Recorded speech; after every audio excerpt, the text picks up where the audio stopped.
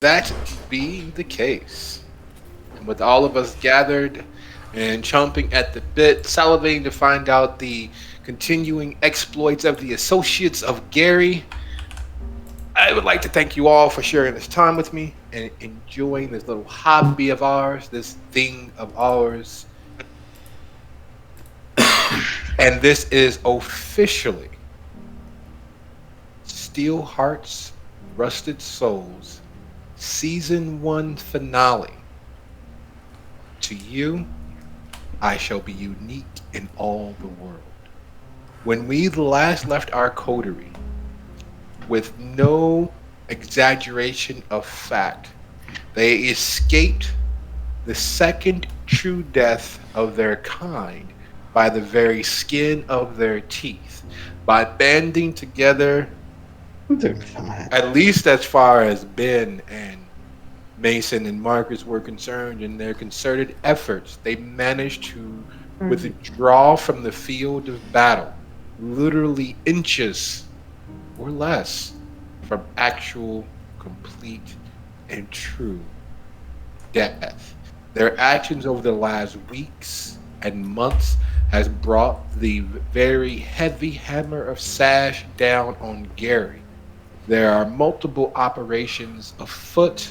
They have embedded themselves within the local law enforcement community. They have embedded themselves within the very local state law enforcement facilities and associations. They have embedded themselves in the very street life of the city. And as we draw our eye towards the farmers market, as the sun settles just past the horizon line, each of the members of the coterie have to answer to their own internal demiurge, the sound of the beast. Very few of the members are not turning in their graves as the beast claws at their innards, demanding release, demanding satiation, demanding blood. The unsettling and troubling aspect is that there is human blood, or very close to it, on the wind. The circulation system, the air conditioner, and the various few breezes that circulate through the farmer's market, carrying with it the very real, pervading scent of blood.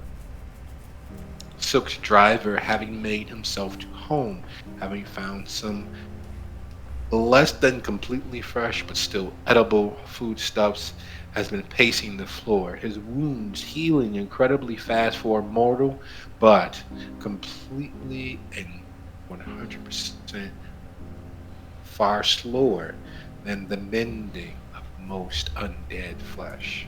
And the scent of his iron, coppery ambrosia wafts on the wind, rousing those whose beast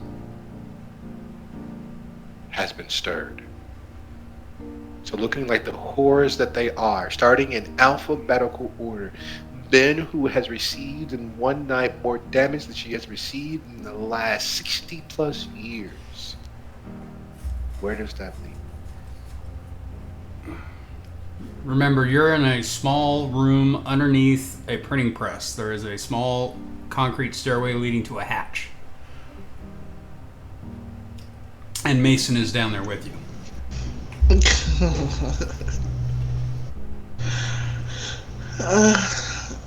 She wakes up feeling like death warmed over, pretty much. Looking down at herself and all the little cauterized holes in her, taking a deep sigh, and then her stomach starts, and it's like, oh no. She's looking over at Mason and gives him like a soft poke. Let's see if he's still topered. And then it's ahead for the stairs because she's kind of following that scent. She knows the scent because she was covered in that scent yesterday, but it's still drawing her right now. It very much is. And as she rises from the hidden bolt hole, Joshua, the efforts of changing back and forth, of shifting form, while less painful than if it was forced upon you, is still not something that is quite as easily to swallow, especially considering that Joshua is not a fighter. Joshua is not a combat monster. He's a monster. That much is true, both because of his undead status as well as his pragmatic predilections in regards to physical form. With his beast rising due to the very real significant damage he received the night before, where does that place him? Joshua would be sitting probably the exact same desk he was at just a week or so ago. I got his lanky body beaten to a pulp by that tiny Bruja. I feel up and down his burnt, dead flesh, and just think a bit in self-reflection how close he was to meeting final death. So mid-meditation, he spots Ben arising from a pile of detritus-strewn garbage, moving across the farmer's market, not quite hunched over, but the very real feral huntress is all about her as she seems to fall into the shadow of Silk's driver, who has settled in and made himself as to home as one could be when having recently faced down death.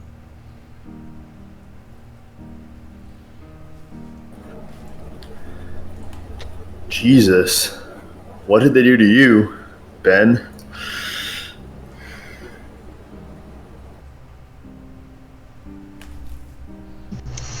It definitely takes her a good moment to realize she's being spoken to because the beast is blocking everything but Pounce, and kind of shakes herself and looks back at him.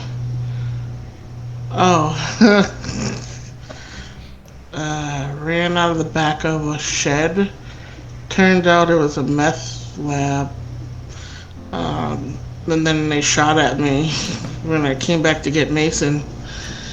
I went into the river. It was kind of crazy. Now I got holes all over. They didn't put much holes in me. Dragonfire rounds, they burnt me down to the bone.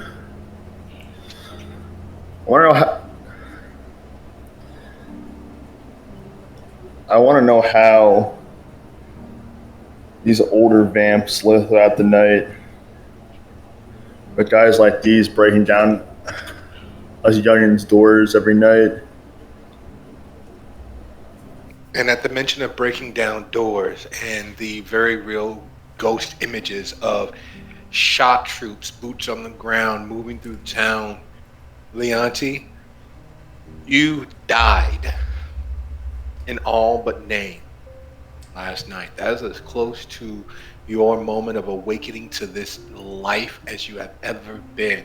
In fact, it's so close, it is the only thing that you actually can compare it to, because when you died, it was in battle. You died so quickly and so immediately you had no idea that you had changed from breathing to not breathing until I had been brought to your attention. But last night, being pursued by all but a walking tank, being hit with rounds that were clearly phosphorus plus something else that caused almost immediate explosive ignition of your flesh.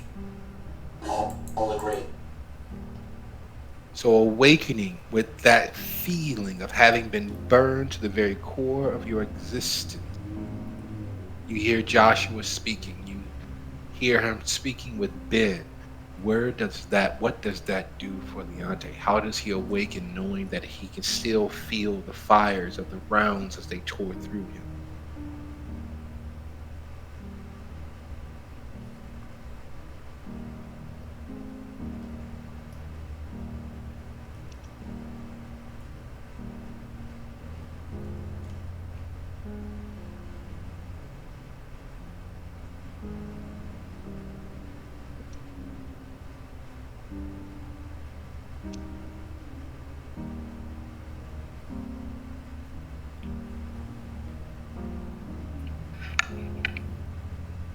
Yeah.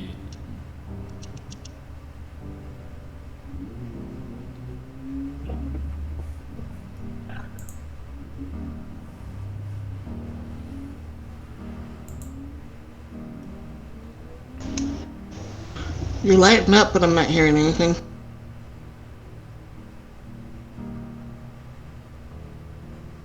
I'm not either.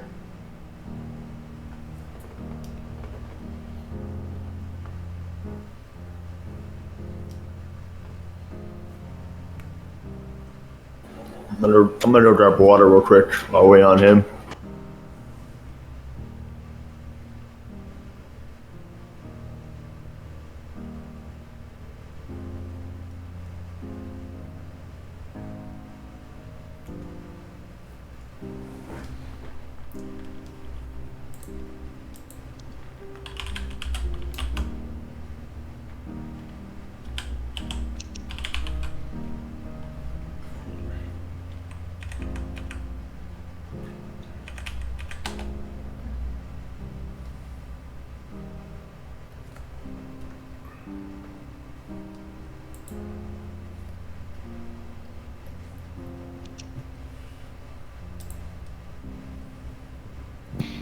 Okay. It seems as if we're having a small bit of technical difficulties, so we're going to slide right along, Leonti, and we'll come back to you hopefully in a few moments to see if everything has rectified itself. While we move our gaze as Leonti rises, and we'll circle back around, Marcus, there have been roughly 16 times in the last 5 years when you have not awoken in your cubbyhole. It is always as disconcerting as ever, and adding insult to injury is the very real fact that your beast is not its normal, annoying, small, pet-like animal. It is demanding, which rarely happens for Marcus.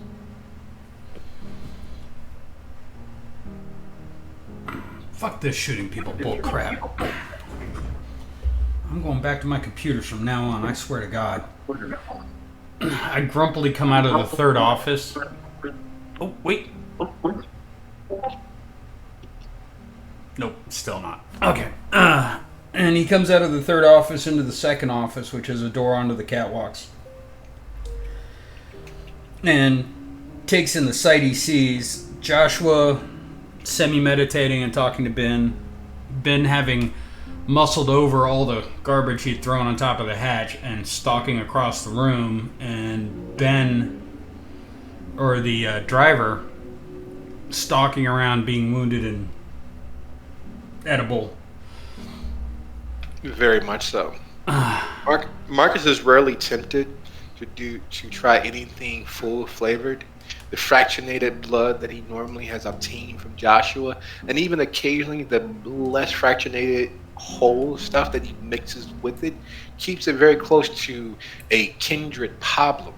However, it does nothing to appease the beast, and so it's normally not something that he really thinks overly much on. It is what it requires to remain unalive. However, in this moment, the combination of the high stress tension of last night, having not been in his usual surroundings, and his beast beginning to stretch and test its limits far more than it has in the recent even few months, leaves him at an uneasy state of waffling between how would it taste from the vein? Is it really as good as everyone says?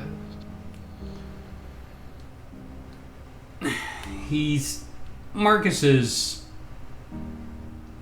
in his inherent still youngness is at war with the beast. The beast is saying eat, and his youth and humanity is saying not this one. And his ever-present fear response is watching Ben look about as peaceful as a starved hawk right now, pacing around his area, the main floor of the market, and calls the attention of the driver.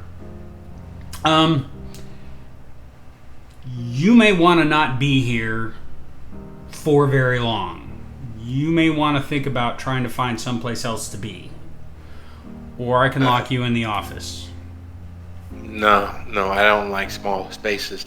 And I'm not going to be here long. Silk has already had her assistant reach out twice. There's going to be a few vehicles coming. She would have come earlier. She would have sent someone previously. But the way you all looked when I came to, I was a little afraid of having anybody but me here at risk. I owe you all. So, me perhaps losing a little bit of something, it's fair trade. Anybody else, and it'd be a travesty. And speaking of travesties, Leonti settles himself in the moment with all that has preceded. Where does that place him?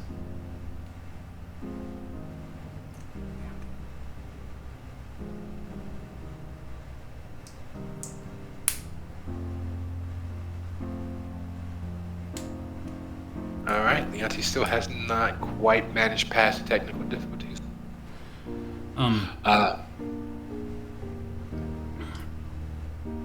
I acknowledge the driver's offer, but I also know how hungry I am, and I'm not the most feral.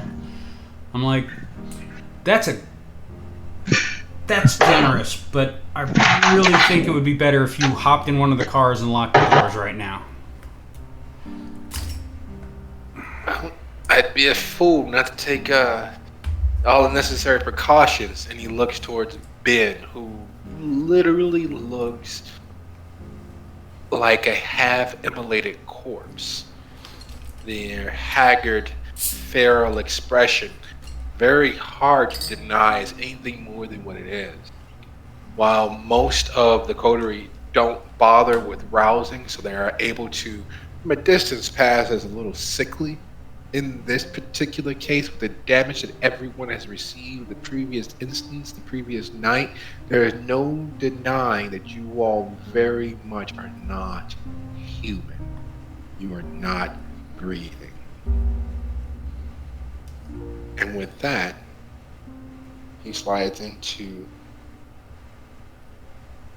one of the vehicles, locking the door behind himself and sitting.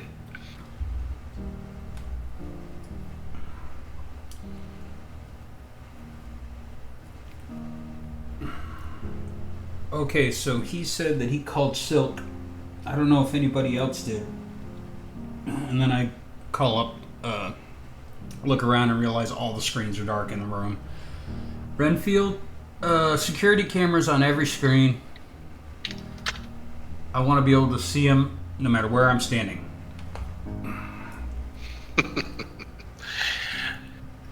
And as if by magic, suddenly the area is illuminated in the crackling electric light of all of the cameras being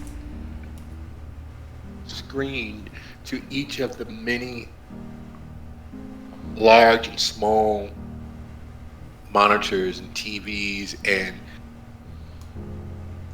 a few tablets that have been hung on the wall showing the exterior of the place.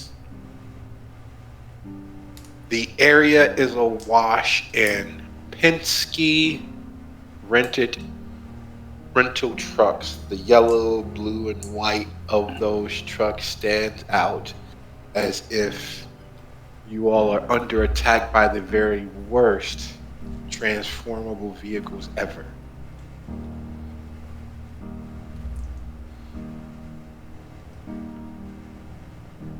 There are roughly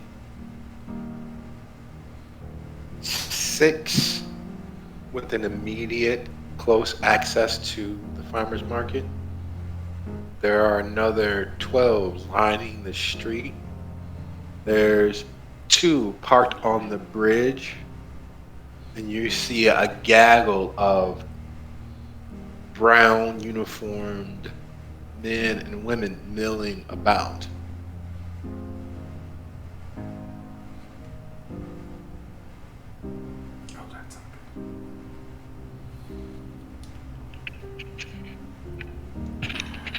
Anybody recognizing any of these faces? Because this could be one of 2 things, and one of them is good, and one of them is very much not good.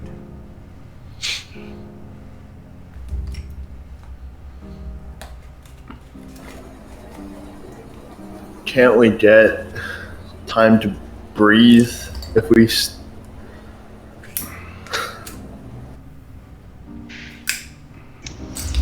Ben is too busy sniffing along the edge of the door jam where the car that the ghoul went into.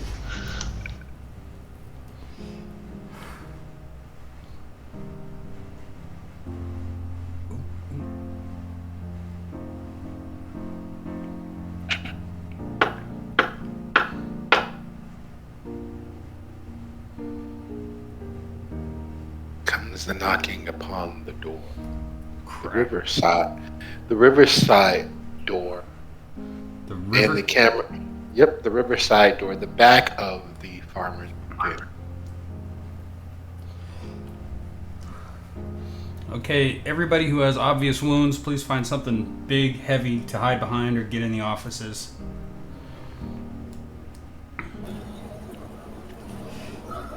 You got it, Haas. You're still in the hidey hole. Yeah, so I'm hiding. I don't want to get in between this and my current state. I'm probably the least injured here. Will else be a liability? Ben, focus up. Go to the office. Food's coming. It's like she looks at you and processes the words, squinting, and just nods and walks towards the office. The knock happens again, and it's clear that they haven't left or hadn't left. They were giving time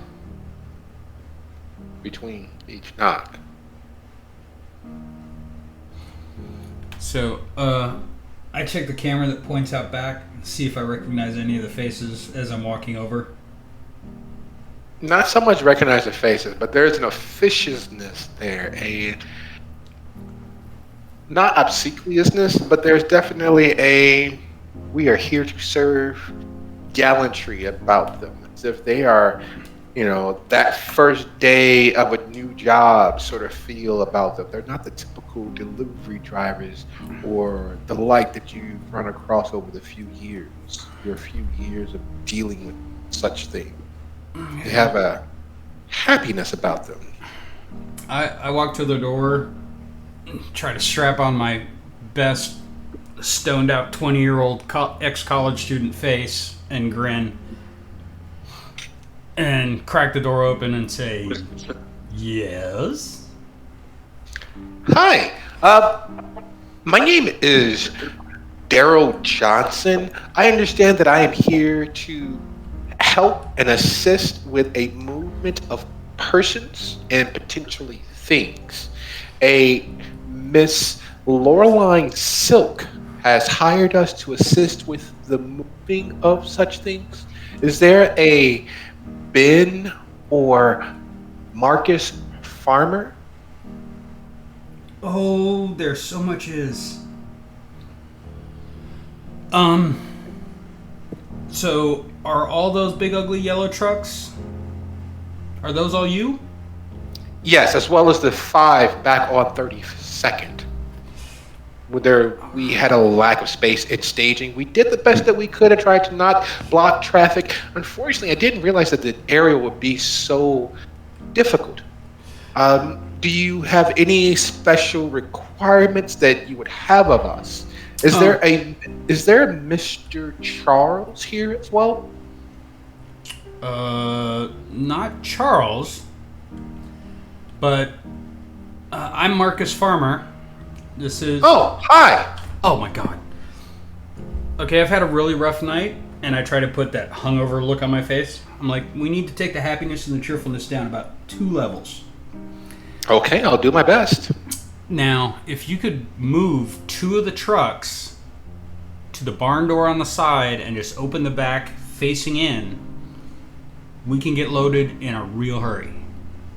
All right, will do. Sounds like a plan.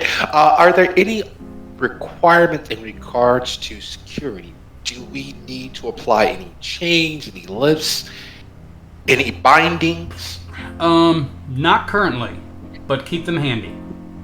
All right, sounds like a plan. I will get that started for you. And are there any specifications, any special fragile items that we'll need to be aware of? There's going to be some computer equipment that has to be handled lightly. Of course. And any movement of personnel that are incapacitated, also, obviously, careful movement. Just get those trucks backed up, and I will contact Ben, and we will figure this out. All right, sounds like a plan. 2 shakes, and I'll be right with you. Is there a special honk? Like, I noticed that there is quite an increased police presence in the area. I try not to disturb the peace as much as possible, including such moves as this. Shave and a haircut. Just use the standard. All right, sounds like a plan. We will be right back. Okay. And he jauntily stalks back to the trucks and begins rounding people up, deciding which 2 will move in first, and begins the rest of the staging. Okay, I close the door behind him, let him do his thing, run back inside. Ben, our ride's here. Silk sent friends. Possibly food.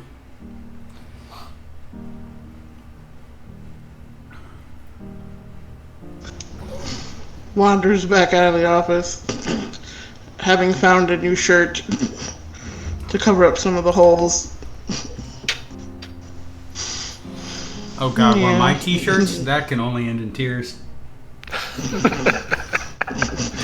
Your nerd chic t-shirts have never looked better.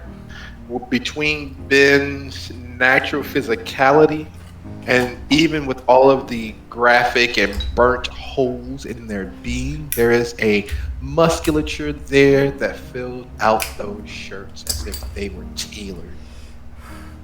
That's just not fair. And speaking of tailored, 3rd time's the charm. Leonti, having a woke beast breathing down your neck, where does that place you with all of the information that you just heard?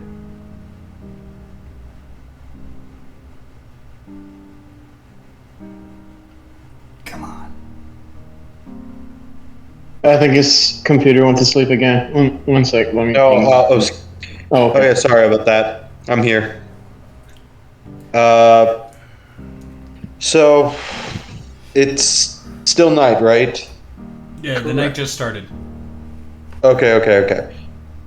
Where was? So wait, there was day. Where was I? We all dragged back to Farmer's Market. I helped Oh, Ben and Mason get back. Joshua and you sculpt your mostly battered forms back. okay. So we all came back. Okay, that's. Joshua was a flounder in the. Leonetti is hurt. He is kind of just.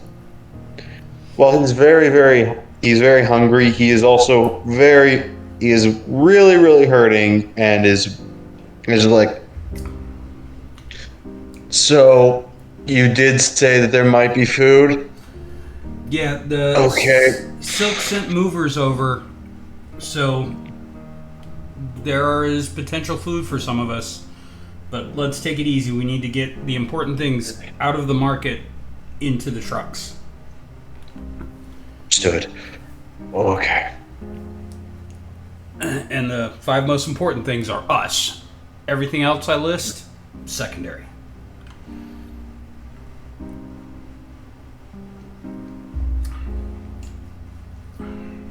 Understood. I'm really gonna need better equipment. One of those computers probably could have done more in that fight than I did. All I did was get myself killed. I almost blew myself up. Maybe None of next us win any time. prizes.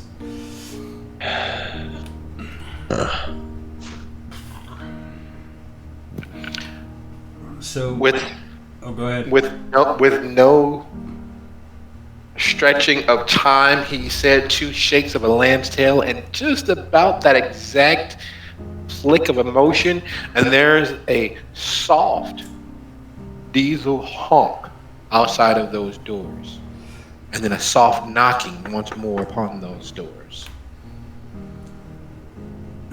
And I wait to hear the right pattern, Yes. and I respond for the last little dent, and open the barn doors. And there better be 2 Penske trucks there. There are 2 backed up.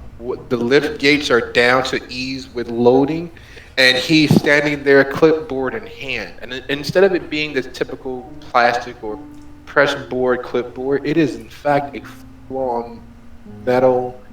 You're not sure how they pressed that clearly pig iron into such a thin sheet, but you are positive from having worked with your dear friend as to what sort of metal that is, that he's holding as if it weighs nothing. All right, we're all set. For the first load. Now, on this first load, are there any other needs we might have? The Penske trucks are metal caged. They're metal sided. Yes. Okay. Nope, metal siding's going to be enough, but the first load's going to be for truck. We're going to call this truck 1 and truck 2. Truck 1 is going to get the first 2 towers in that office right there. The computer towers, they're marked 1, 2, 3, 4, all the way up to 7. Take 1 and 2, unplug them carefully, and put them in there.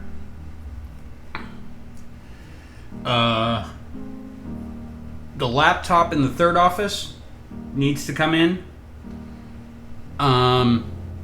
Everything on these tables, and that's going to be Cone's project, everything on these tables needs to be transported in that truck as it is. So if it's stacked unmessily, just move the whole table, stack included, put it in there.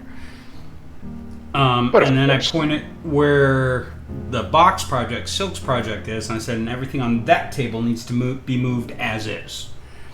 But of course. So that all needs to be strapped into box number 1. Let's see.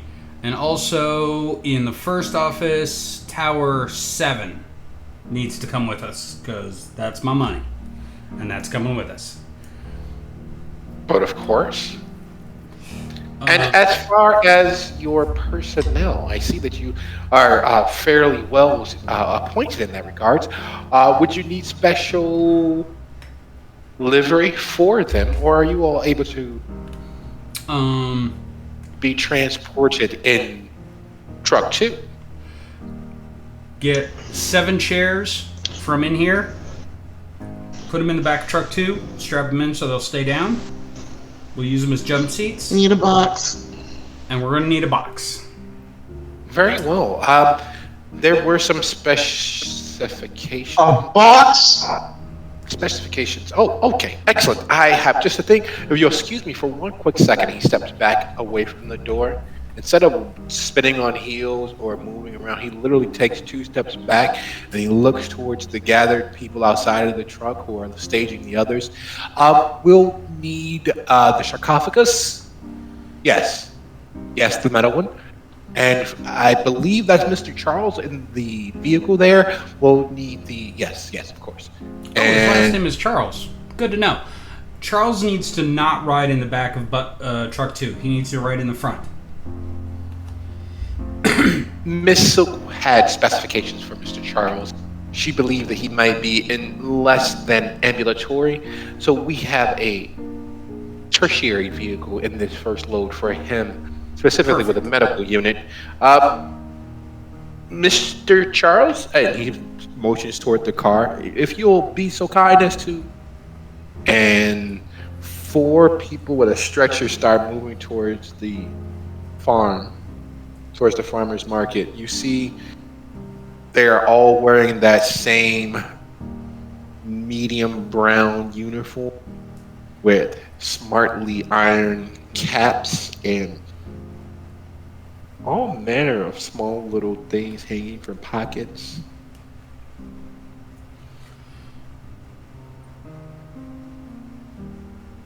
As they're doing their thing with Mr. Charles, I take the cheerful one to the side and say, just out of curiosity, did Miss Silk include the idea of sustenance for the people you were picking up? Once you guys are out of earshot, he meets your gaze. Miss Silk outlined quite a few items. We weren't sure how much of it either you might need, but she did mention that it would probably be best if whichever vehicle was chosen to transport you to be outlined with necessary implements for such things. There are several coolers in each of the trucks holding a supply of various medical equipment that may be to your suiting. I think that would be very good. We do have one unambulatory person. Besides Mr. Charles, correct? Well, Charles is semi-ambulatory. This other one is non-ambulatory. I see. That would be the sarcophagus that she... Yes. Yes.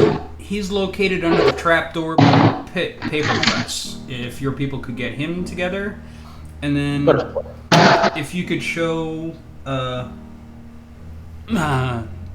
young man in the lab coat and Miss Ben to the truck and those coolers we were talking about. Of course. In very fast fashion. Yes, but around the gentleman with the rather large rifle, keep all movements slow.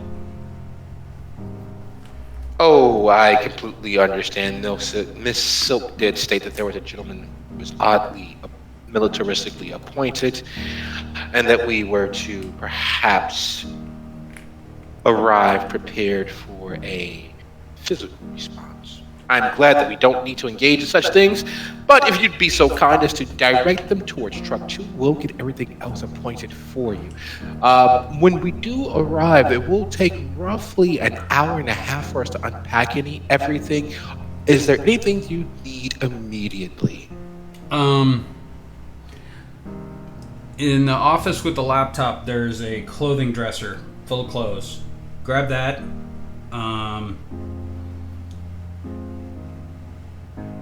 And we're probably gonna need that fairly immediately.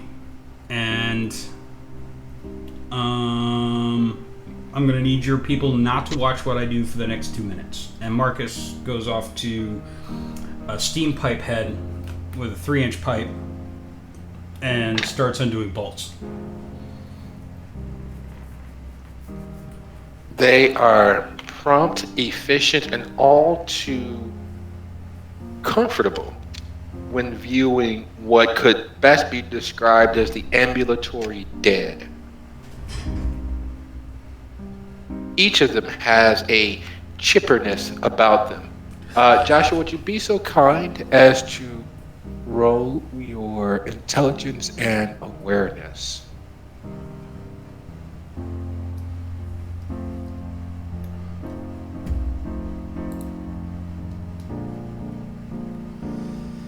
Three successes. For someone who did not pay all that much lip service, or even pay too much attention when it came to the ties of blood when you were being trained by your sire for the opportunity to exist within kindred society, there were several things that you've learned along the way. One of them is how to recognize one of the many remnant families that attend your blood. And while each of them are different on the surface, some of them are taller, wider, paler, darker, some have blue eyes, some have green eyes, some have dark brown, some have almost black. But there is a similarity of bearing, a vibrancy that can only come from, and you see it there at one's neck, a emblazoned tattoo, which is more brand than actual tattoo. And you know for a fact that these people are very much Rivenant, part of a Rivenant family.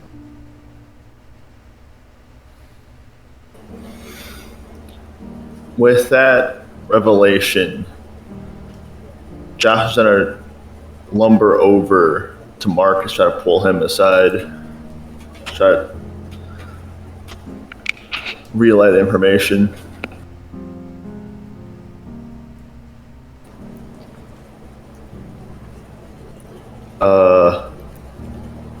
Hey Marcus, I don't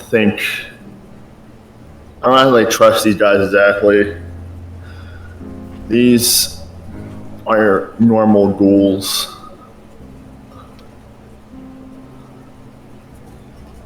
I've only really met one, and from what his family was like, I'll say that in a very loose term, family. They're a bunch of bloodthirsty killers who serve vampires like lapdogs.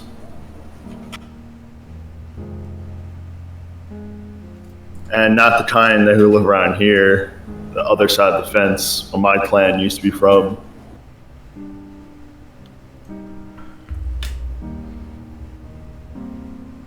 Oh, that's not good. I know there's more than one. Doug said he was from what's called Ardennes.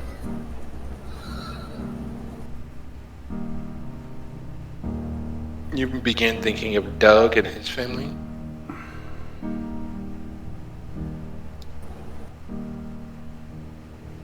Yes. Well, that alone is enough. Just your assistant, if you want to shoot family. As far as names, Doug works. Doug's people, man. Okay, so we have to get out of the farmer's market. This is going to be the center of what's being searched, and this is our way out right now. But what you're telling me is we have to assume that this is not what it is. It may not be what it appears to be.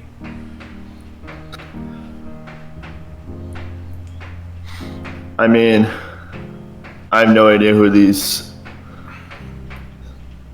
ghoul lights allegiance is toward. I just say we keep close eye on them. Well, I think right now we have to look at the idea that we need food and we need to get out. And they have both.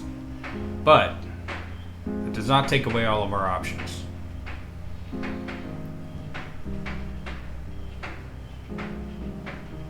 We can run agree. We can run this by Ben, but I think if we get in the truck and we go heavy. Leonti would be the best one to make preparations. Ben is good at making plans. But we go in, we go heavy, so that when they open the truck again, we are prepared. and at least partially not bleeding to death. Yeah, but not much choice.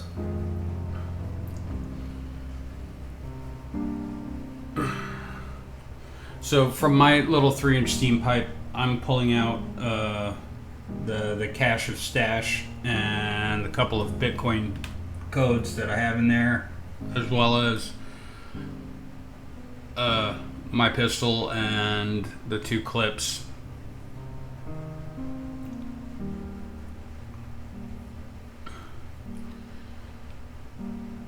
And I make sure that as I'm putting stuff into truck 2 and my dresser gets loaded up, so I follow it in, I lean into Ben and go, Joshua noticed something about these ghouls. We may be getting out of one problem and going into another, so just, we have to be ready.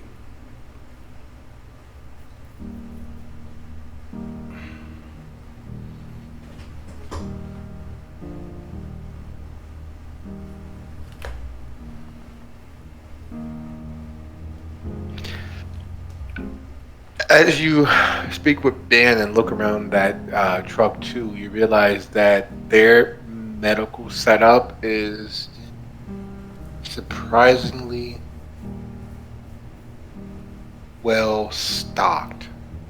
There are crash carts and cabinets filled with enough to bring back a dying elephant, as well as a supply of both fractionated and sealed medical grade blood, as well as flagons of actual whole, uncut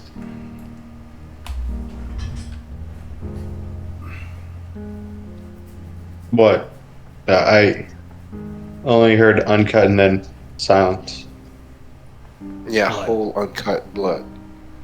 Oh, nice. Fresh from the tap, not yet separated. Yummy.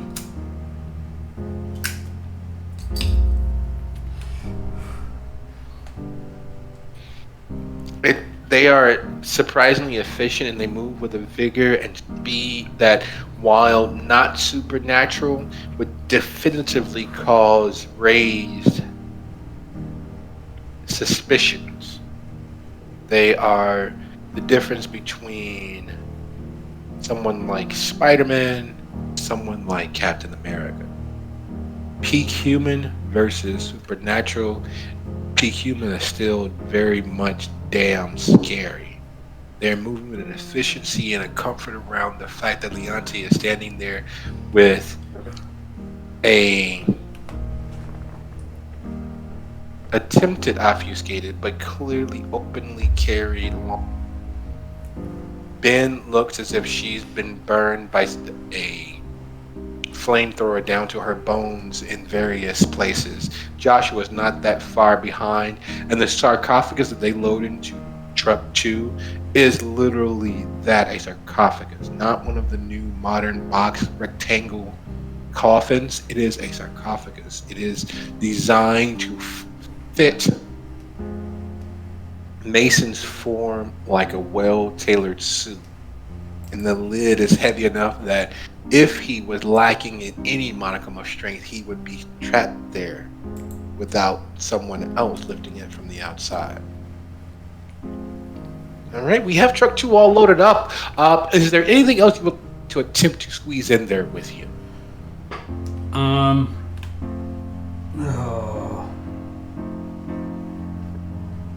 No, that's gonna do it.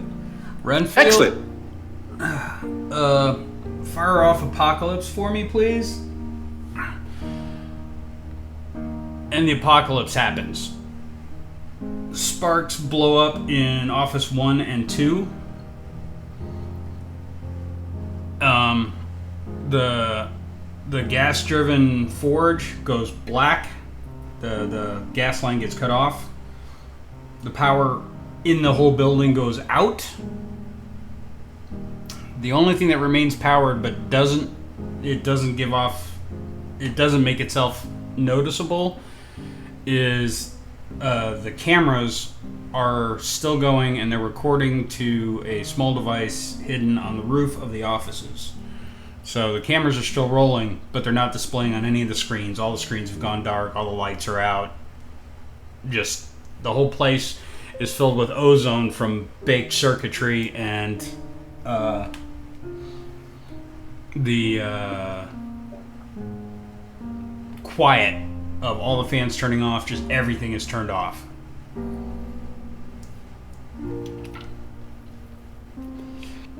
That is quite impressive. I must give you credit where credit is due. He says as he lowers the gate on the truck, slaps it twice, and the truck takes off. Now, there's a clear rhyme and reason to what Silk clearly attempted. Most police officers wouldn't bother stopping a moving truck unless, of course, it was clearly violating law. One, because it's too large of a thing to actually bother the search through. The paperwork behind it means that your stop has to be legitimate, because that's a very hard thing to justify. The man-hours necessary to search a moving truck is ridiculous. So unless, of course, it's breaking actual laws in the middle of whatever they are doing, they would generally let it by. Unless... Then 20 minutes later, the truck eases to a stop after rounding several turns and making its way across nearly the entirety of Gary.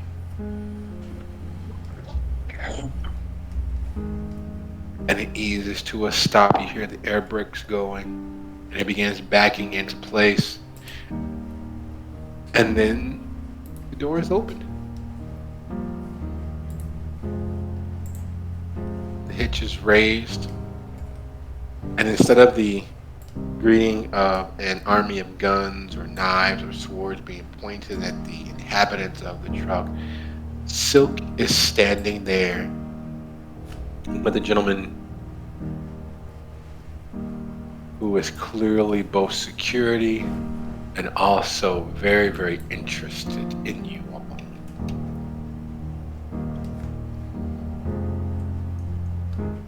Marcus puts away his pistol, feeling a little embarrassed. Leonetti, not sensing any major, not having sensed major malice towards him, had his gun not really up, not really ready, had already put his gun, not, ready to shoot someone. But so his suspicions are now gone, and he keeps his gun over his shoulder.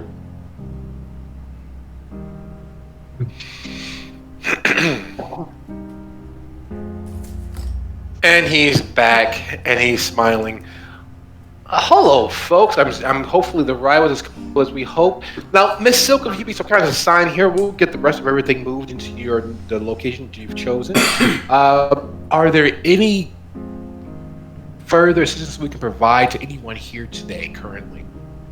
Silk just shakes her head.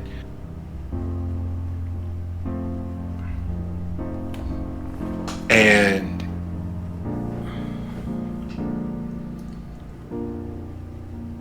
once he is back towards the other truck and making phone calls and stepping further away, I understand that there are much better opportunities, but for the record, I would like you all to meet Decibel Albu of Dalton. Decibel, these are the kindred that we spoke about. Yes. They will most directly do. I can understand why you believe that they were up to necessary standards. People, would you all have the opportunity and time to speak after you settle yourselves at Silk's hospitality?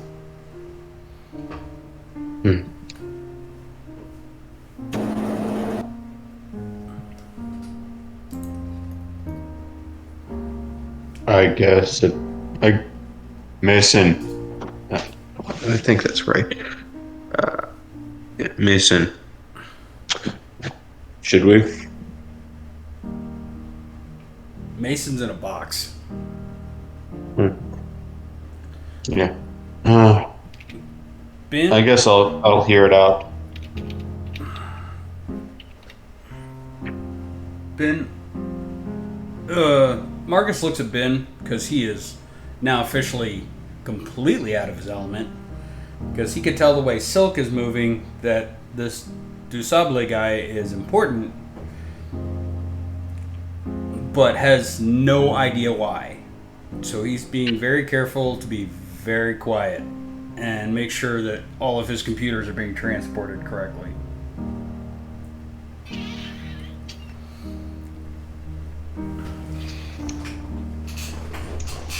Feeling a little more herself after having taken down several blood packs, and not having tried healing just yet. She walks towards the front of the truck and just jumps down, standing next to Decibel and K-Mag. It's weird to do, but she's Gangrel, so that doesn't seem weird to her. To give him a little sniff along his skin. Please, my dear, we don't know each other of that sort of hospitality. I am not on the menu. No, you're not. It is rude to perhaps invade other spaces. Perhaps this has not reached you. Gangrels don't have personal space. You are the only gangrel that I see.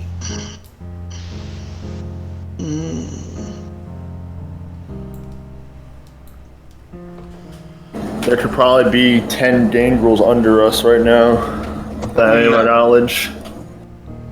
No, my fellow dragon, no, there would not be.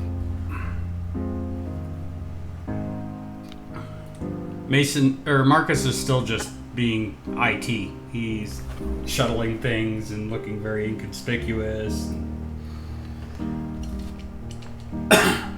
Joshua looks kind of perplexed after that comment about fellow dragons.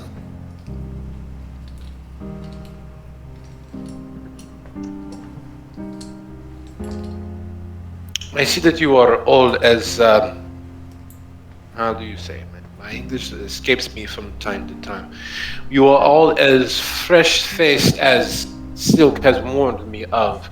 But she has faith in you as you are the eye of the storm this most recent evening.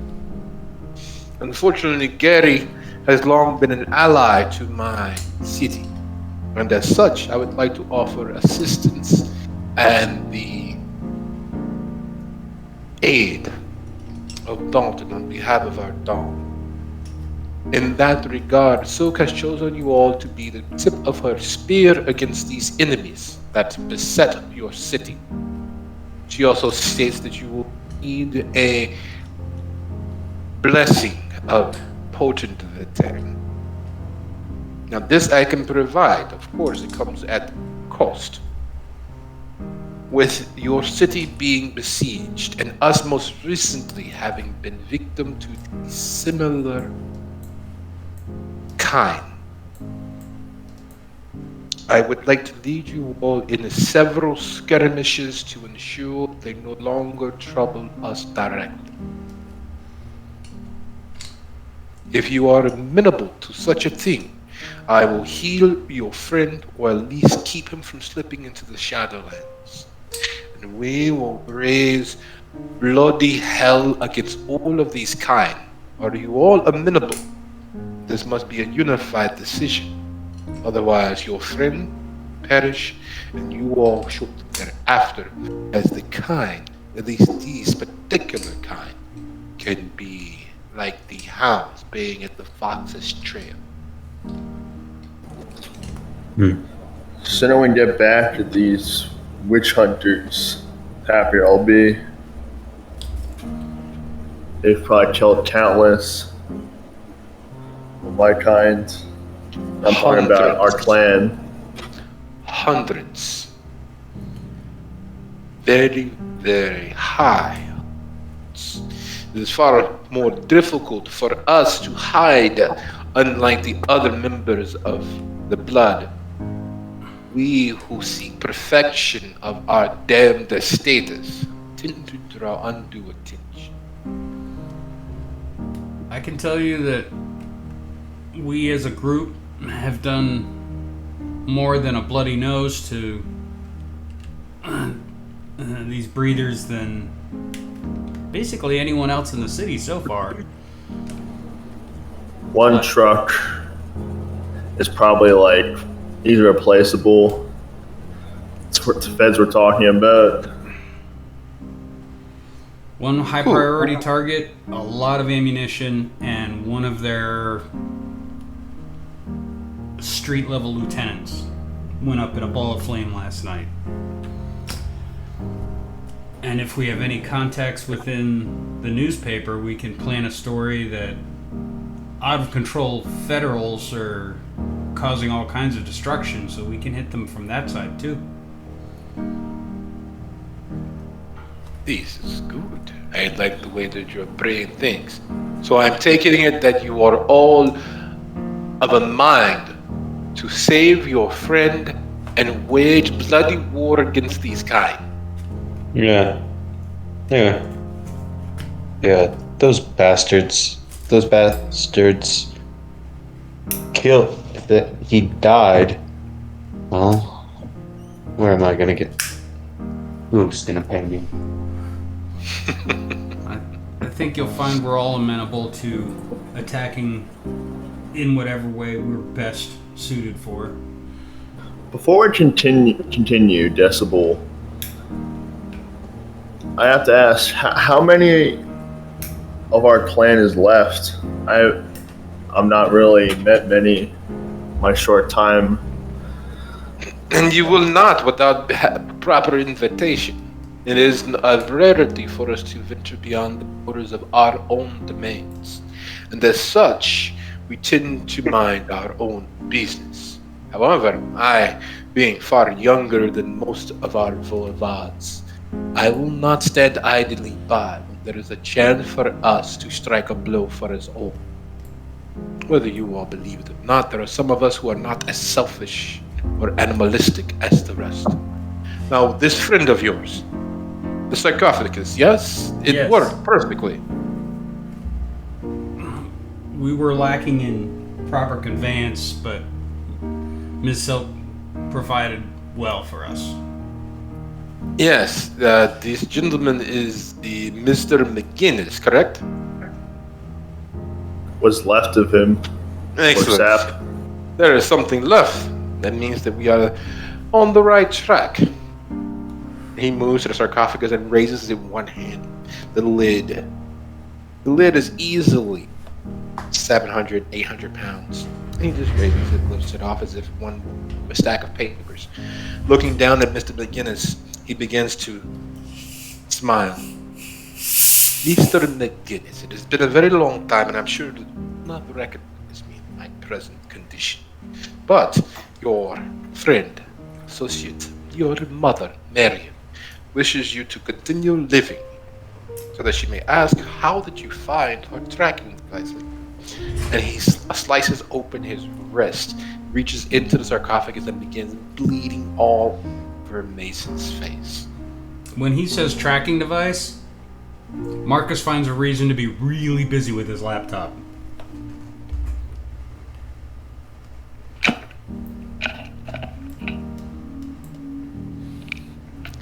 So wait, do I recognize this guy when I open my eyes?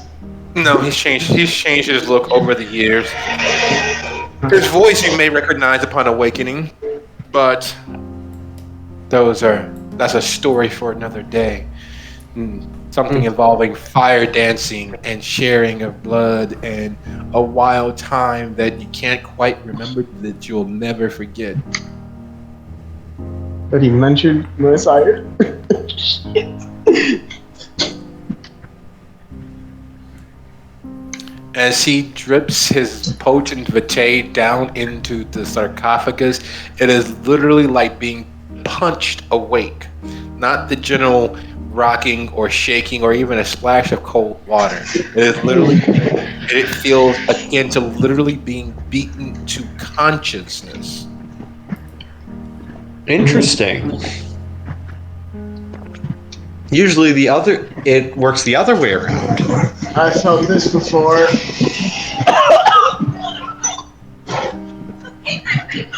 Unfortunately, me too. Unfortunately, me too. Did I go too crazy again? Clearly. Mr. McGinnis, on your feet, sir. We have many things to discuss. I put out my hand to grab his. He doesn't help. He literally has done all the help that he's going to do and takes a step back. Okay, so he then grabs the side of the coffin and stands up out of it. And he goes, asshole. Everyone has them. To call another such an orifice is... Please do not be rude, Mr. McGinnis. After all, You With what just mentioned my sire. You should know how I act. no one should know how you act, my friend. Because acting is not the truth. The truth of you is what... Mason looks around and to see if there's any food left. There is quite a lot of provided sustenance in Pinsky truck where you still are. Because he's like the others are hungover, but I am hungover. Right? What was I doing? I don't know. So Mason walks over to, I don't know, the ones he's deemed worthy of him taking blood from them. Oh no, it's not that sort of party, unfortunately. There are flagons of whole blood, but because of where you all were, what Silk was informed happened and took place, there aren't any humans to drink from. Oh. The risk is far too great, and while she understands accidents happen, you don't set yourself up for failure.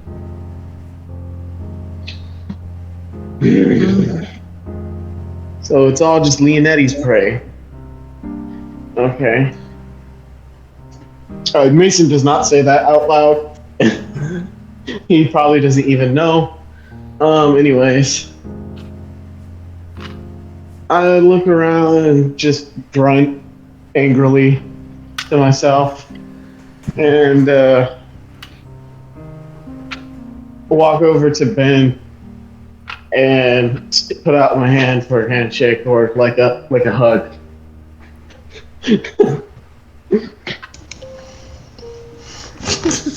Kind of head tilts at him like a dog. Yes. Pets him on the head. Oh, pats me on the head. Okay. Yeah, we're fine. Don't worry about it. Uh-huh. Well then. Ladies and gentlemen of the association, be so kind as to follow me. We have much to discuss and very little time to discuss. The night grows very, very long.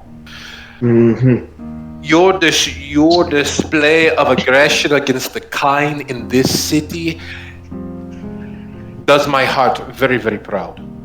It, however, will require significantly more to drive them from here. A social campaign is very, very good. However, we must make sure they understand that we will hound the entirety of.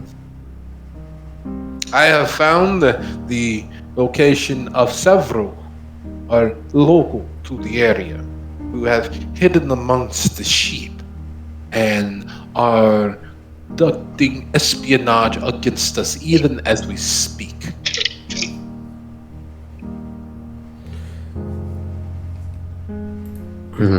I've been monitoring the. Sounds like Oh, go ahead. sounds like pray that it will be fun to murder and spay like animals. Remember, we gotta get one alive eventually. We don't even want to take all of them down, or at least enough to get them to calm down their crusade. One of the towers that I had them bring with me has all the recordings from the last 2 days of the frequencies they've been trying to use to hide from us. So your people will have more information. This is good. As much intelligence as we are able to obtain, the better we are able to strike at their very, very hearts. So, before we go much further with these plans, so that it is understood between us, I like things being open and things being amicable on all parties. Our assistance to Gary means that when we ask and we need, you all will also come running, yes? Yes. Excellent. This is what I like to hear. I like yes. No, Maybe. Please be respectful. you, my friend, have not changed at all. One would assume that such immaturity would have fallen away after all. Hey, I'm a little more mature. A little is not enough. We are creatures of stagnation. Only by choice. Only by choice. This is a shame. Most of us reach a point where seeking the perfection of our individual selves is no longer pursued. Biggest change that usually I see is someone getting thrusted from their lofty position and someone else taking their place.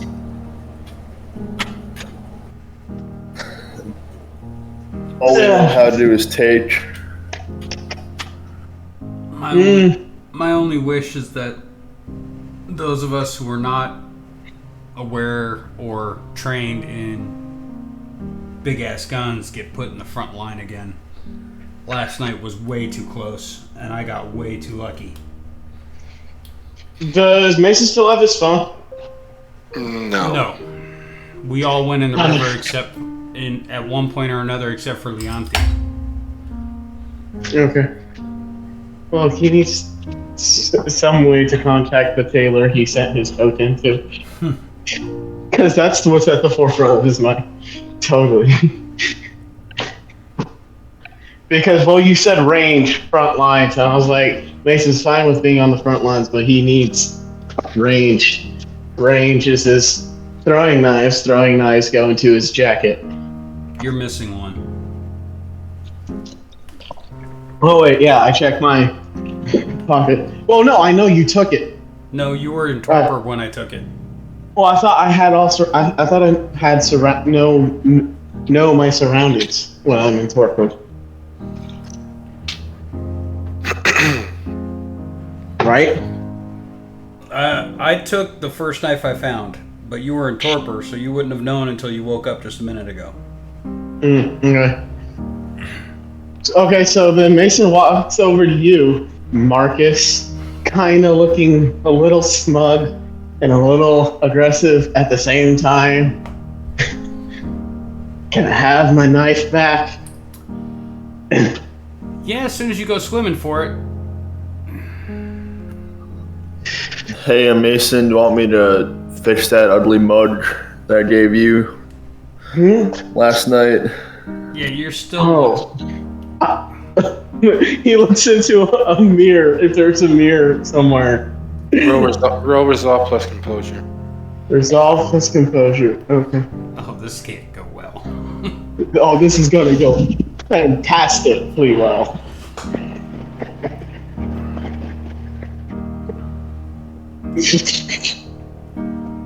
Okay. Right.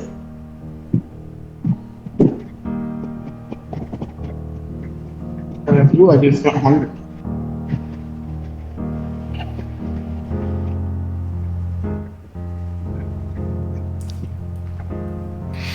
Two successes. Have you ever been sucker punched? Yeah, just now. No. I mean in real life. Have you ever been attacked Oh, from yes, I've been punched before. unpreparedly punched, not standing facing off at anybody? Not. No, yeah, unprepared punch. All right. So that's Second what. missile. So that's magnified by about 3 times is what Ooh. Mason feels when he looks in the mirror. He had forgotten that he had been properly hidden, properly obfuscated, disguised so they can blend in with the bulk of anyone. He doesn't look anywhere near Mason. And in looking himself in the eye and catching a glimpse of the of his face, he realizes why Silk had been quiet. Not out of respect, but to keep her courage from rising and spewing all the ground. His face is enough to immediately lessen his ability to do anything but stare in blank abject at himself. Playing abject horror. I wanted to be over dramatic. I know I did a bad job, but you don't have to be so existential about it. Mason turns to you, Josh, and goes, "Fix me! Oh, no. No!" Alright, come here. Sweet quick fix. It would not be a quick fix, my friend. Perhaps you should wait until Mr. Bishop has had the opportunity to properly heal himself so that his hand and his eye are steady. If this was an anime right now, Mason would turn and just his eyes would just like he would be on fire, just staring down this guy. Decibel stands from his seating, and he moves a hair closer. Who? The guy? Decibel Albu, yes, the voivode of the south suburbs, the voivode of Thornton Township. He lowers his chin, his eyes meeting yours, and folding both hands behind his back, holding them very, very carefully. He stands to his height. You can imagine him on some ancient Teutonic battlefield, striding behind his footmen, or standing upon some parapet, looking some dark mountainous landscape. That same Gothic horror that one envisions when thinking of Vlad Tepes's when his battle against the Turks is what stands before you. That full weight of that Transylvanian pride. The idea that yes, I may die, but in doing so, I will salt the very earth you stand upon forever. That same fullness of this is a serious, life-affirming moment. There is a choice between continued existence and forever damnation. Your soul falling forever into an abyss, enjoying each precious second that stretches out before 1,000 years at a glance. Mr. McGinnis.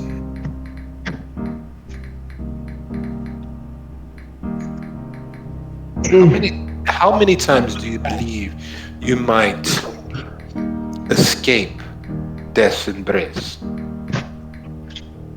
As many times as I want.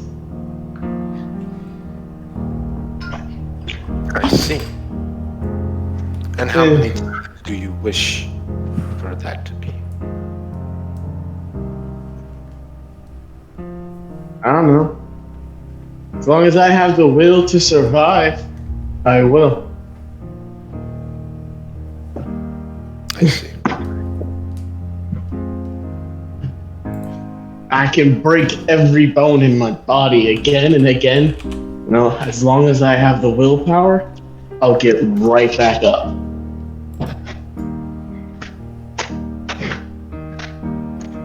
Because this world, it ain't done with me yet. I've got things to do, people to help, and I don't really see you helping us all that much. Thanks for the blood waking me up again. You're right. Sorry, I'm being hostile. I know. I can tell. But, come on, dude. You wake me up and immediately talk about the one person I don't talk about. The one person that always is in my mind, deep in my mind, hoping that I'll never see her again. And you just bring her up nonchalantly. Your mother wouldn't like you dead. The fuck does that mean?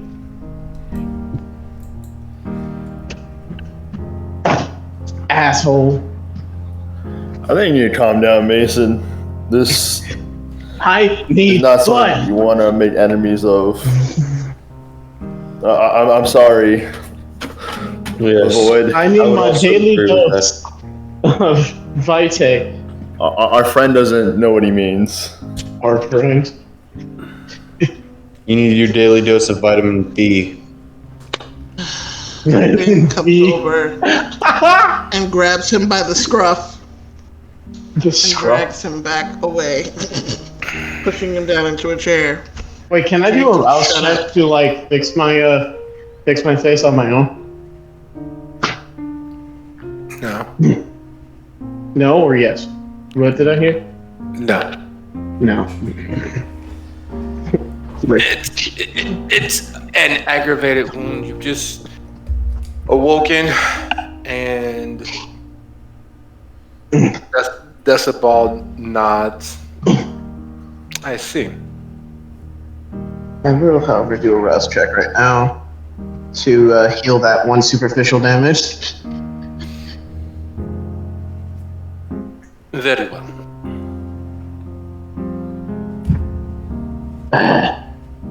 Oh, goody, you get hungrier. Get right, I get more pissed. I will, Mr. McGinnis, I will pass along your disrespect and disdain of your sire to them. I will also share with her your exact location, because we have no intentions of respecting each other. I will also, in the quarters of my time here in Gary, find each and every item that you may care about in this city and burn it to the ground. You and I are enemies forever. And thank you for displaying not only your immaturity, but your inherent disrespect for someone who came to save you from death's embrace. I wish you luck with your continued existence as long as you will yourself to continue living.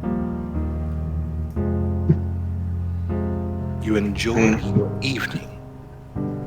Silk, I will call my boon due now. From henceforth, this gentleman is no longer a friend or an associate, and as such must be treated as such. Have a good evening. Enjoy your...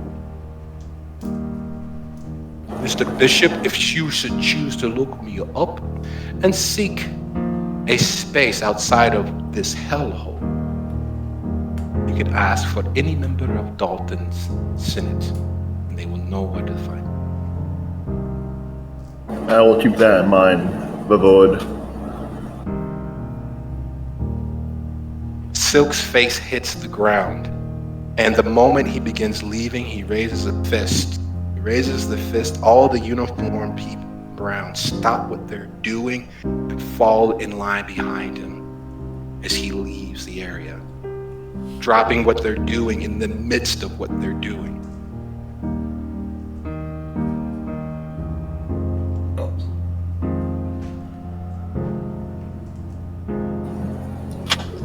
Joshua makes his hands into fists, just unable to even comprehend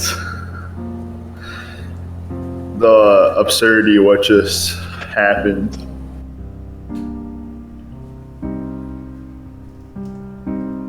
Marcus is checking all the stuff they dropped. Nothing's broken, but it is a painful moment watching as things hit the ground, one behind the next, in quick succession, so closely behind it seems as if everything happened at once, and they trail out of the building, leaving everything exactly where it is. It is like having a mint card dropped into the dirt without it being in a card protector. It is difficult to watch.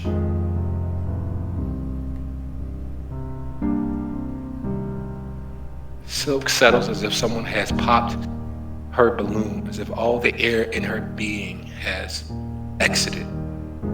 She is speechless. Joshua walks over to Mason and not anger, just confusion on his face. Mason, why did you anger a vampire about 4 times my lifespan?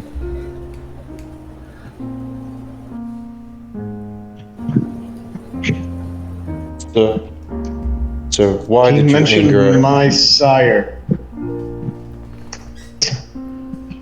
Why did you? It's petty my as question- fuck. Oh my god. My question sorry. is, why did you anger one that was helping us, and we could have? They and weren't we were. helping us. Sir, I think bringing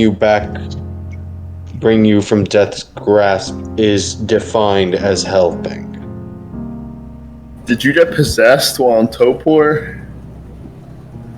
No. What got into you?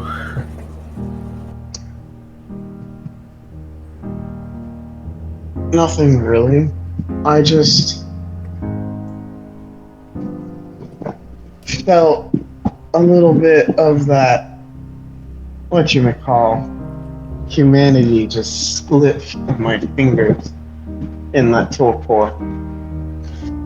I don't know if you guys ever noticed this or not, but I've known Mason for a long time.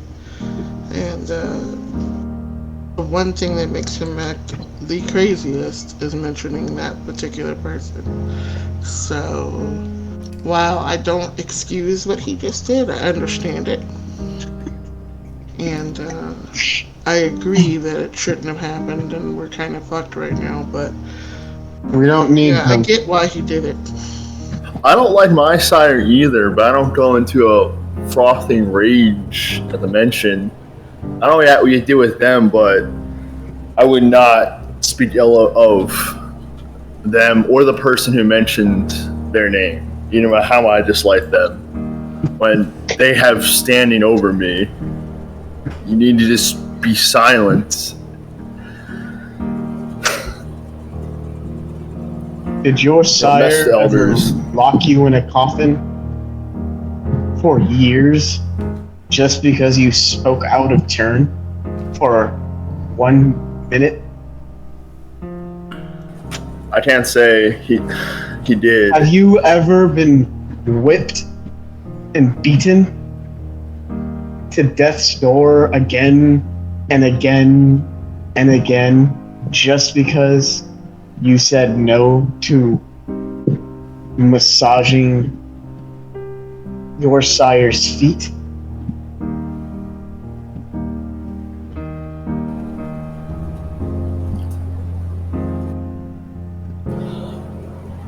Me and my sides agreed on his view of humans, but I can't say I've experienced anything you have. But you have a whole eternity to look ahead of you. You can't make public enemies like that. You have to bide your time and try to cut at your enemy's influence. Get them alone where they wish they were dead. That's how vampire society works, to my understanding.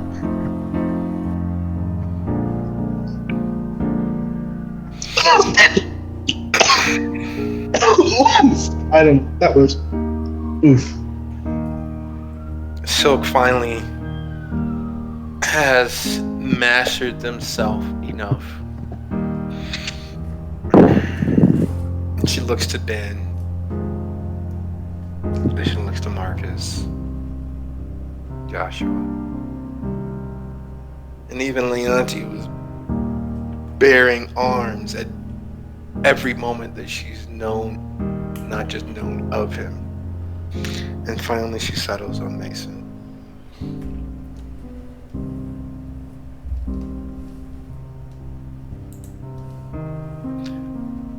I do my best to never victim blame. Sadly, in this case, I have no choice but to, because both the abuser and the victim are the exact same entity. I am sorry that you have such a troubled path.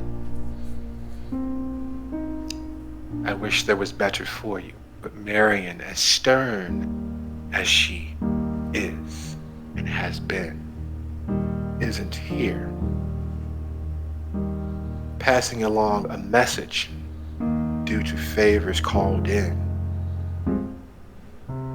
is part of our system of prestitation. If a debt is owed, a debt is paid. So holding the messenger at fault, he saved your existence and was willing to risk their substantial forces in defense of our home.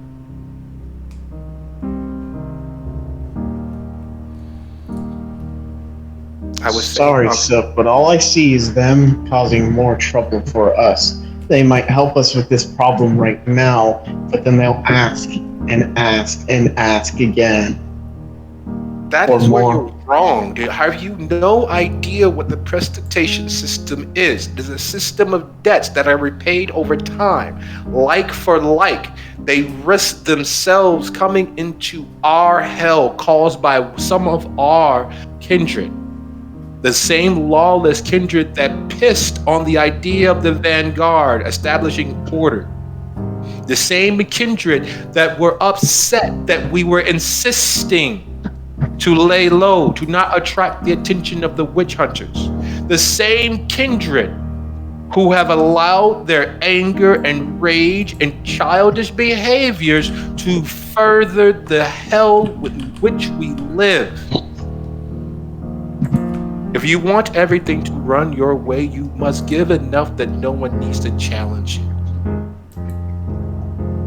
Not one moment in this time of knowing you have you bothered to use the systems in place to protect what is yours. Instead, you rail, you lash out, and you challenge, not having the simplest, basest protections for what you care for or those you claim to love. You want to assassinate Marion? You want her ghost to stop haunting you? Then stand up and live in this moment. The past will only lock you into failures you have already experienced. And you will continue living in those moments until you face them. Until you accept that there's a system you can use to better yourself. Until you accept that there are others who can help you, whether they like you, love you, or even care about you. Do you think that my hospitality is because I love everyone who walks through my door? No, it's a system of checks, balances, a trade, hospitality for your acceptance.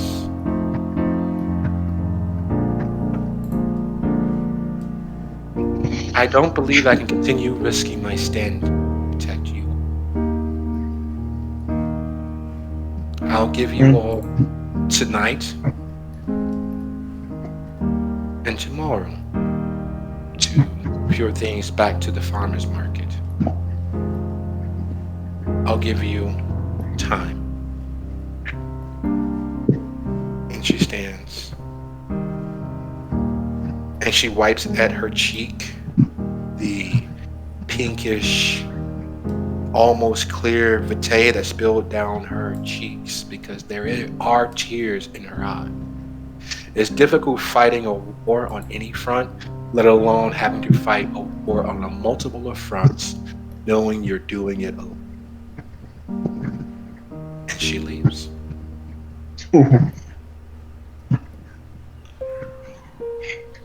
Damn.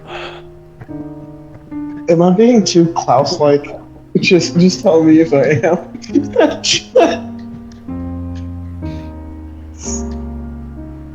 Sorry.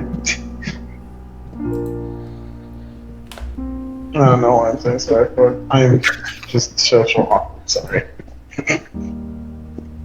So as she leaves you in the strangely warm brick space that she'd outlined as potential sanctuary for you all to plan and operate from, in the course of less than 15 hours, you are again without that security that you will have to move your thing back to the farmer's market as best as possible while avoiding police and other law enforcement. With the coterie standing on Wait, but isn't the farmer's market a known location to the? Yeah, it is. But Why don't we go made to an my enemy. place? Don't I we guess. have all of Marcus's tech? We can set it up there. He lives in a mansion, so it's got room.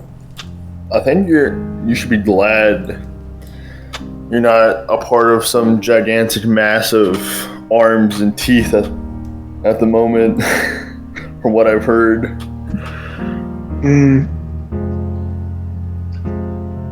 It's the season finale. There's got to be a lot of yelling.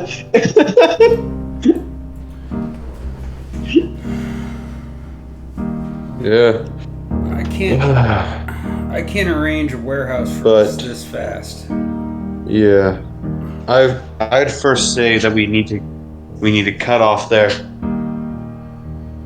There are a few things that we can do that we can start to plan towards. As we heard, there are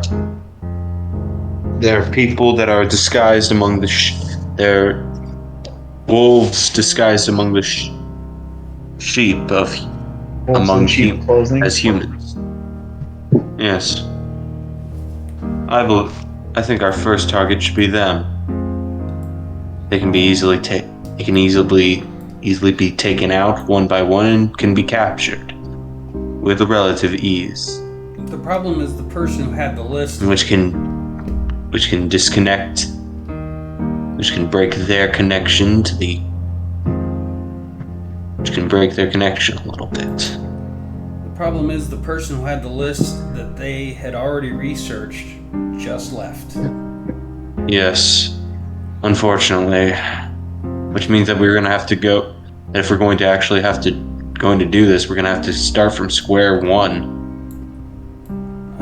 I have those recordings, but they're going to be pretty hit or miss. We can use Mark 1 Mm. eyeballs around the city. We can assume that some of these wolves are hiding among the police. Of course, which is probably going to be our first step. But right now, we need to find a place to sleep. The market is cold and dead right now. Like I said, my place. Yeah. I'm going to be I'm going to have a little bit problem with trying to sleep though. Well, we all are. I have to move every night. And we have to. What, do you need an RV? I can get you that, no problem. That will be useful. And we need to get everyone healed and fed. You all are beat to snot. Mm-hmm. And my regular food supply is not available. We do have one asset we're not talking about that we may have to dip into that may solve Leonti's sleeping problem and also may make us more mobile and give us more eyes on the street. We have Eric and the Thin Bloods.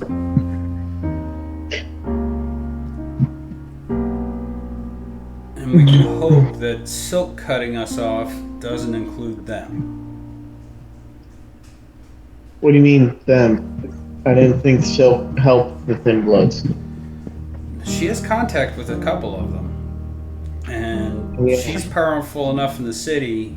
If she says we're off limits, some of the Thin Bloods may listen. Well, yes, but I'm allies with the Thin Bloods. Well, alliances change based on circumstance. And this is a brand new circumstance, so we need to make that phone I'm call and find Friends out with the where we Thin Bloods. stand. Then. At least I am with, Right now, we just need to get out of this parking lot. Oh yeah, let's get Yeah. my place for tonight. You can sleep there tonight, Leonti. You haven't slept there before. Yes. And besides, it's still early in the night. You have lots It of is. discussions. It is. And moving from where you are, Mason's McMansion side of highway past the dunes, is quite a lot of distance to cover as there is no direct straight path moving between. Well, I mean, the Shelby's still here, isn't it? And the Audi. So we got transportation.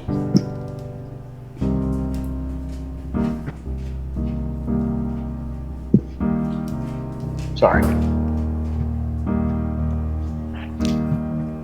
In a city on lockdown, a veritable near country urban area, you'd like to race across the streets in multiple trips in a Shelby and an Audi. The Shelby has 4 seats, I think.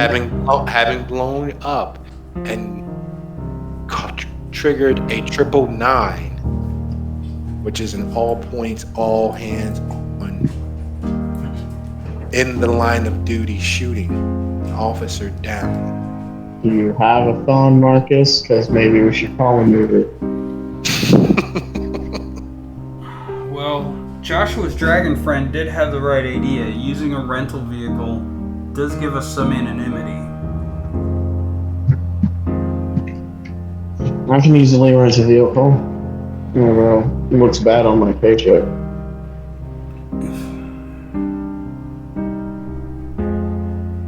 We get to the local U-Haul place. There's got to be one close, somewhere around here. Everything I had them grab was small because I didn't want to overburden us or take a lot of time. So one of the small little vans would do the trick.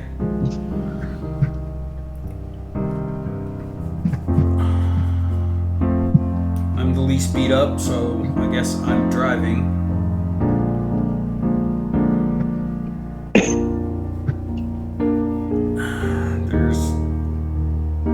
I like the route that takes us along the edge of town. From here we can take a country line to the water and then cut into McMansionville.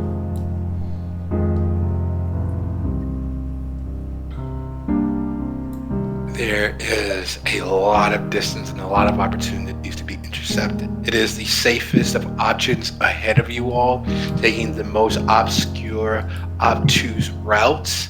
However, as it is, as stated, growing longer into the evening, with so many potentialities ahead of you all, as you have in the course of several nights drawn up a multiplicity of battlefronts. You will need a clear, decisive course of action and a plan to match.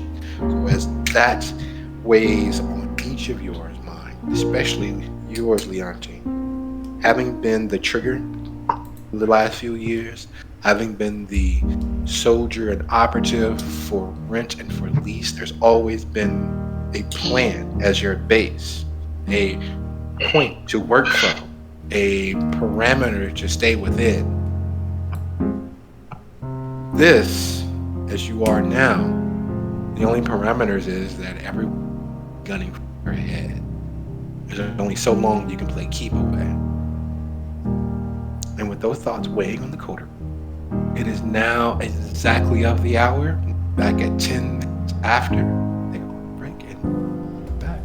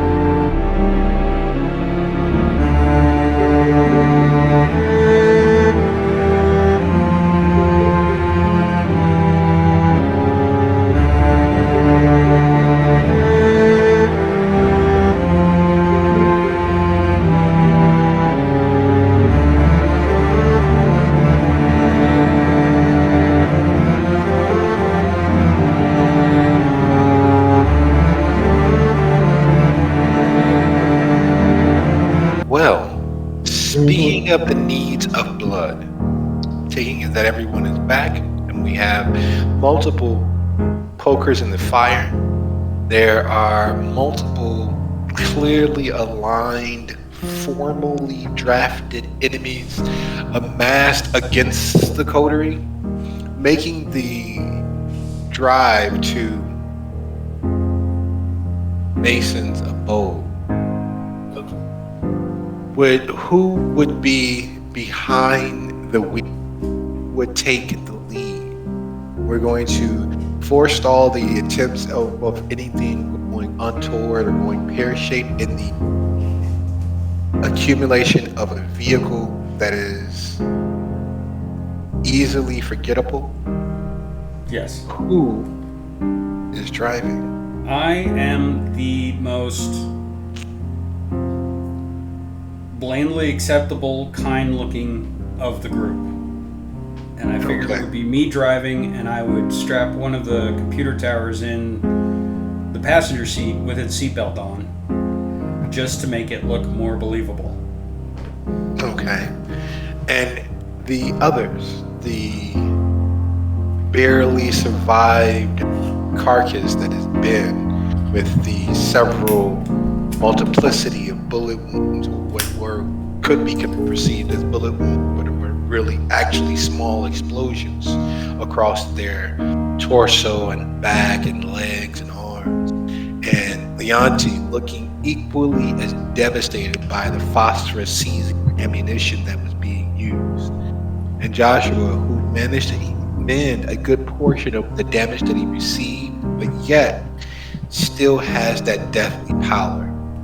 And most impressively, the wreck and ruin that is actually Mason, between the disguised visage to the very real damage from the shrapnel and the explosive rounds that he was hit with. Very real fact that you all look very much like Marvel's zombies, ambulatory corpses. Man, I feel like Mason's like he looks damaged on the outside to hell, but he's more damaged on the inside. No, I'm kidding.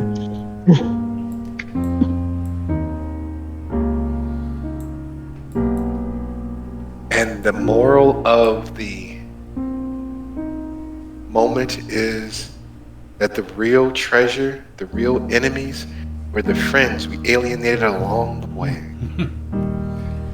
I did not alienate anyone. I don't know what you're talking about. Just burn bridges, that's all. Yeah.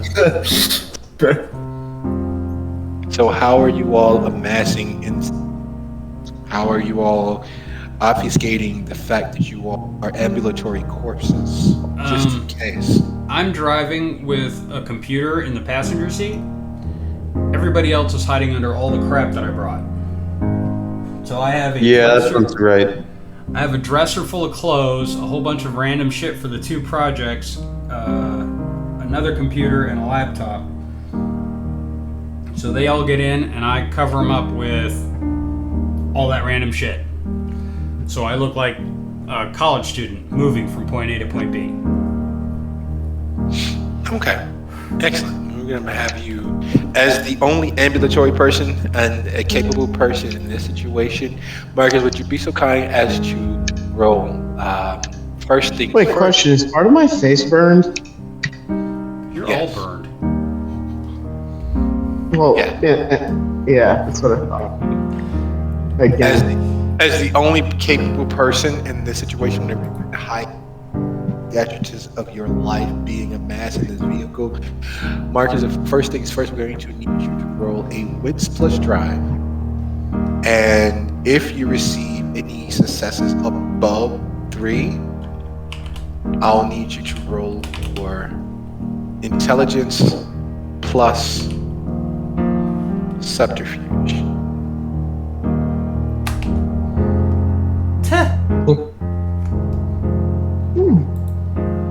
I will willpower the shit out of that.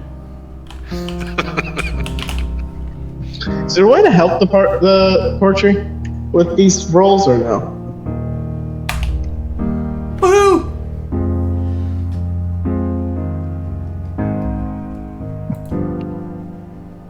Okay. So no bonus, but go ahead and roll your intelligence roll for me, please. Yeah, this is where I shine. Wits and subterfuge.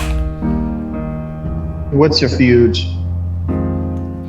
All right. So as you ease across the dunes, past Highway 12, your way into the more affluent area of Gary, you've passed roughly 6 different roadblocks. They haven't really bothered to stop anyone. They're more just watching, keeping an eye on the road, and occasionally you'll see them pull a vehicle off or wave them off. But one of the state troopers, one of the state police, stepping in front of the vehicle to the shoulder of the road.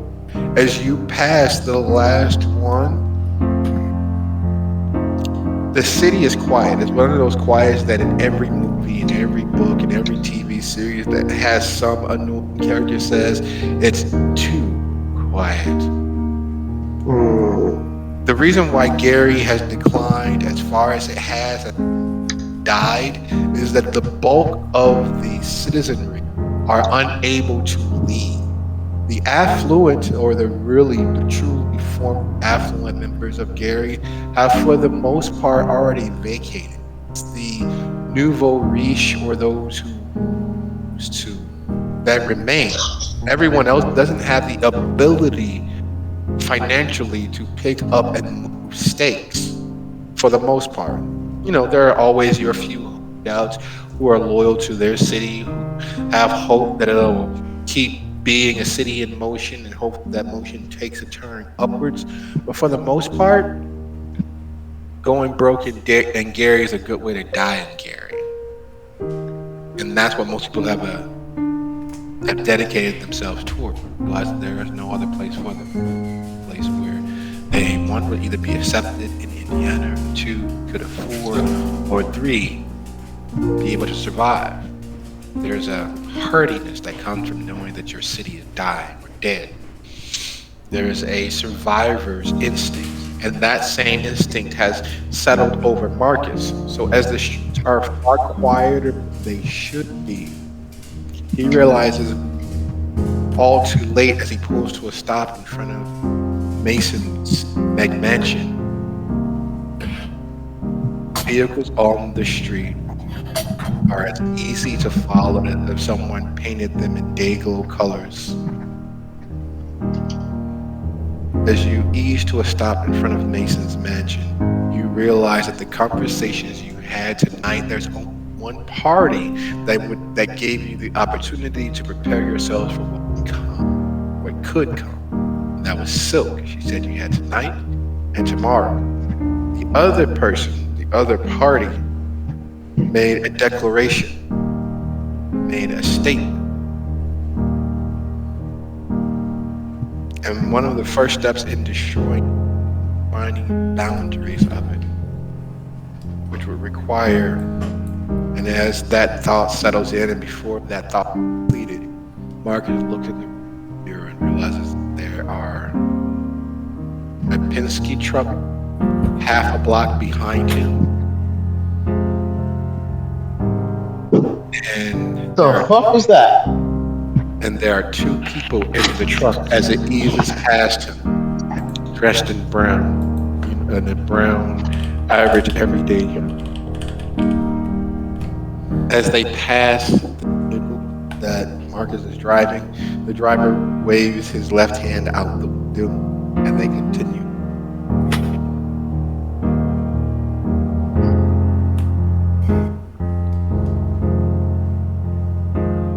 Does Mason see this too, or no? I'm You're too still covered. buried. You're still buried Yeah, under I'm the deck. buried. Okay, Marcus doesn't get out, but leans to the back and said, "Okay, some of Decibel's guys were following us, and they just drove by. Let's kill them. They're Or maybe torture them for information. We have the next 2 days, or 2 nights, I should say. yeah, but they're gone, and I don't think that a U-Haul van chasing a Penske truck is going to get away with anything. Right now, Fine. we need to make a phone call. Somebody call But their- that means my hideout, or whatever, my sanctuary is no longer a sanctuary. It's compromised. Which means I'll buy another apartment. Right now, is there anything in there you really, really, really, really need? Listen, thanks. I've got some sanguine blood in there, We'll go in grab the it. fridge. Does somebody want to call Eric or one of the Thin Bloods while Mason is getting his stuff? I can't call Toynette or text. Don't have a phone.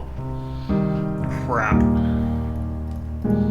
Brianti, is your phone still good? You never went in the river, right?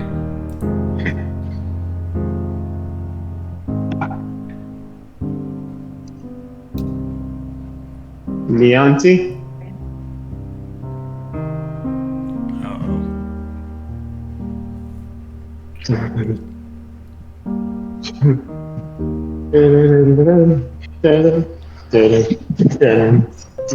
Uh-oh. Oh, right, I heard a loud bang.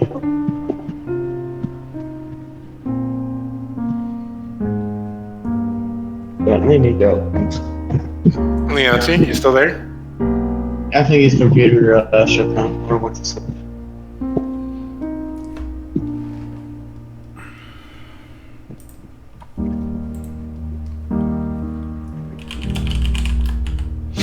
All right. That being the case, would Yeah, I'm Leonti here. check- Okay. Did you overhear what Marcus asked? Oh, no, I didn't. Sorry. Leonti, you never went into the river, right? So your phone should still work? Yeah, I never went into the river. Okay. Hand it, Who do you want me to call? Ghostbusters, sorry.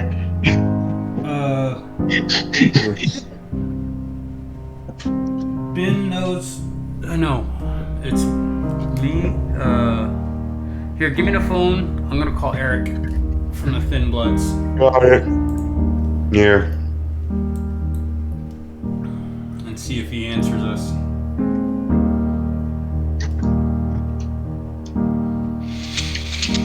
Hello? Eric, this is Marcus Farmer. Oh, I see. This is a new number, eh? We had problems last night. We took a big hit against the sash, but it cost us a lot. So did we. Quite unfortunately. The Scourge attacked one of our safe houses, Dalton. Oh, of course it did. And most of us survived. However, it was four of the younger at that. It is always the way. The sick elderly usually, but oftentimes the young. We are conducting a ceremony, actually. Would you like to come and share in our loss? We would be honored to come and help you out. At the end of the ceremony, I do have a favor to ask. The Sash currently have our safety marked, and I'm looking for some place to continue our investigation that's off the Anarch or Tower grid. Perhaps we should not speak so benign. I am fearful that I should have thought of this earlier. There's a chance that I will give you the address and you share in our moment of sadness and see the spirits of our friends and associates in the next one. I think And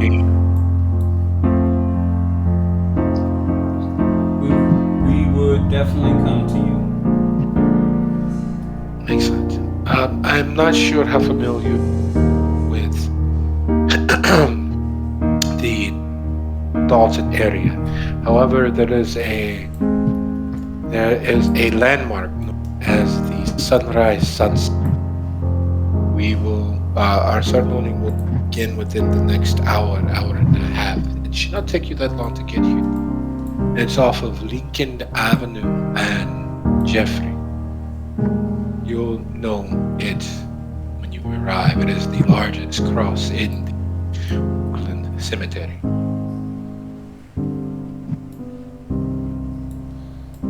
Lincoln Avenue. I've got you. Excellent. I will see you shortly.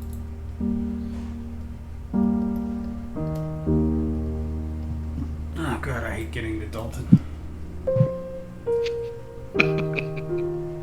It's a horrible. There's no good connection between the two cities.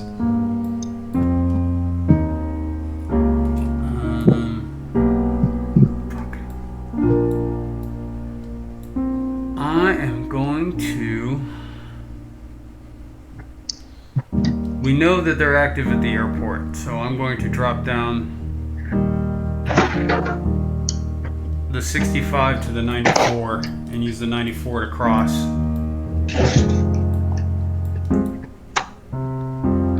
Really? Okay. Well, the only other major route that exists is the 98, which goes right past the airport where they live. Who knew? I could take the. He said an hour and a half, right? Yes. I'm gonna take the 65 all the way down to the 30, and then cut over from Maryville. Okay. The 94 is just a little too twitchy. I do not want to take it.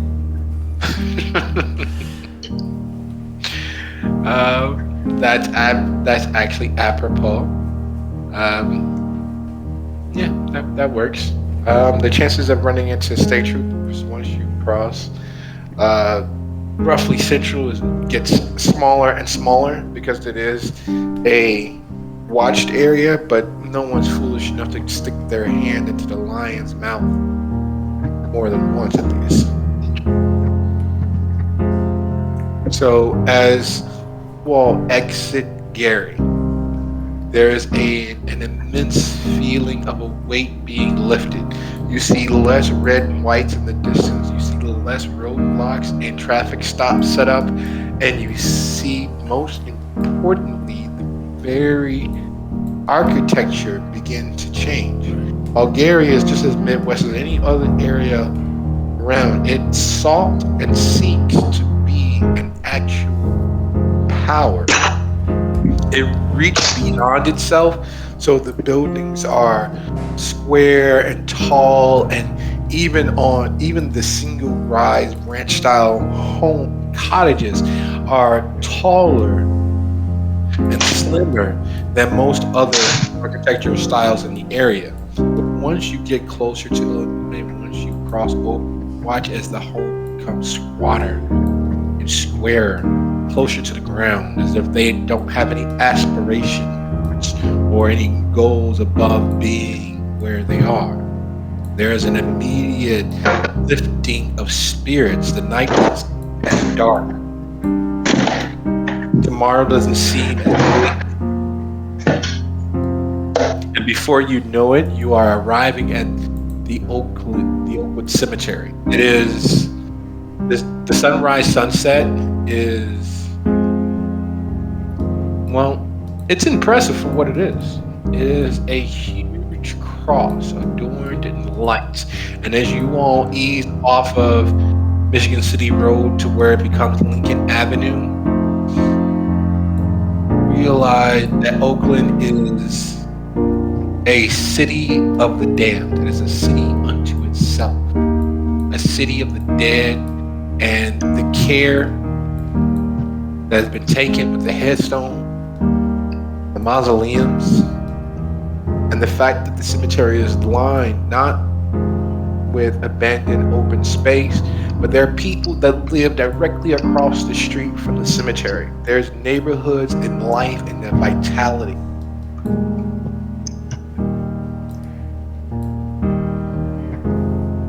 So very much not Gary. Very I much. got back in the car, right? Yes. Okay, with Although they may have chosen to, make you run for it a little bit. uh-huh. Wait till you open the door and then step on the gas.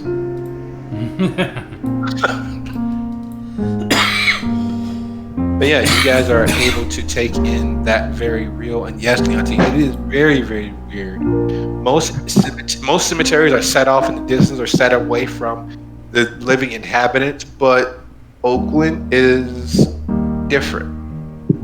There is a embracing of the past lives. Not being from this side of the border and not being from Dalton, it's not easily known, though Ben, being this close to Seferino's domain, there is some information that has been shared over the years. And part of that is that unlike most of the other areas, Dalton is neither tower nor rabble.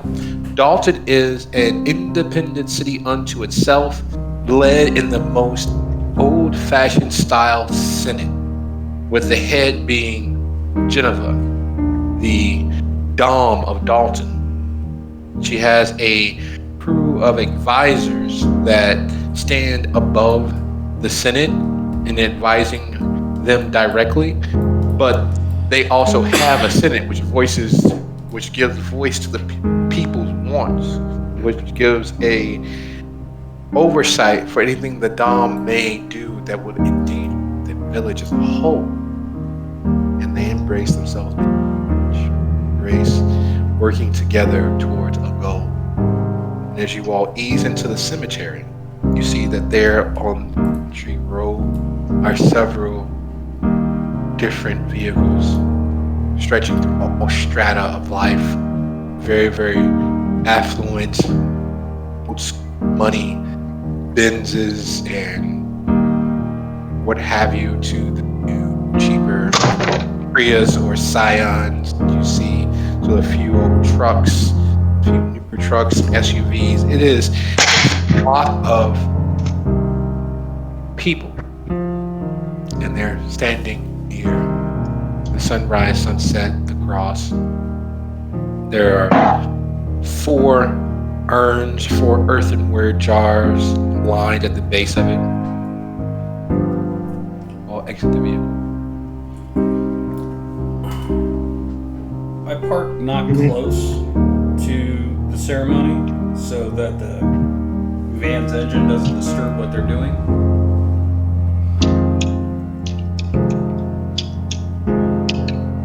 And get out. Tap on the side of the van.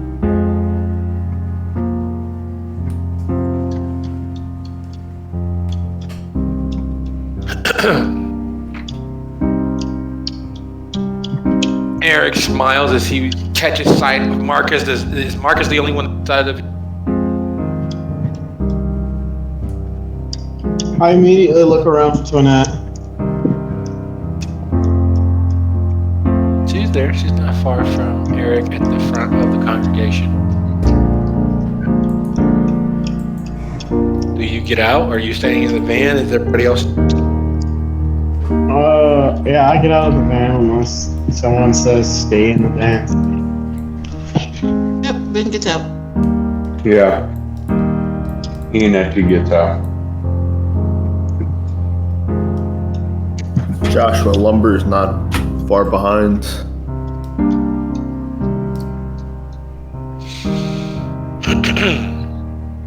Eric waves you all over. Friends, I'm glad that everyone can begin now. I want to thank Wait, you all. before I go over to Toinette, I want to look around to see if there's any funny business. Like if there's any in particular cars. Is there something specific you're looking for? The van type stuff. Or, security guards, like, witch hunters.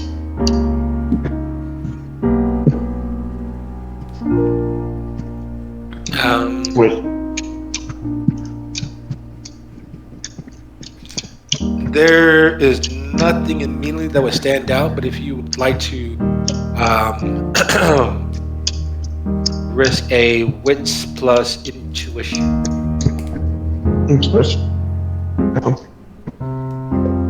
While Mason's hanging back doing his look around, Marcus is going to go straight to Eric. He clasps your hand, and you can tell that it is 100% authentic. He is very happy that you guys are here to share in this moment, to share here and is now. intuition insight or Insight. investigation? I'm sorry, I said intuition. Insight. Wits and insight? Yes.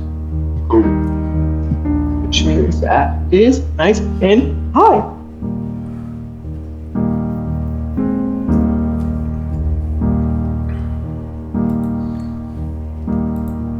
My Chihuahua can't make up her mind if she wants to be upstairs or downstairs. The answer is yes, always yes.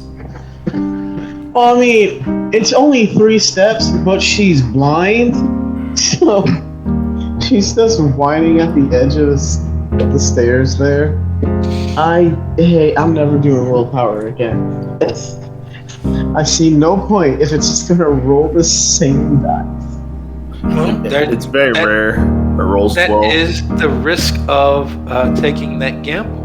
But as you stand there in one of the larger cemetery in Dalton and look over the vehicle, stretch across the various strata, and an idea comes to you that is devilishly obvious. You're in Dalton. Didn't he say he was Voivod of Dalton? Didn't he?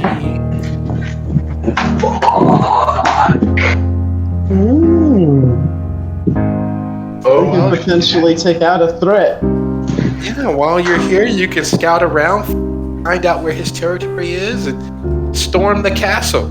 You could take the fight to him. You could punch him in the eye before he gets an opportunity to do something to you. Except one problem with that thought. I am heavily injured.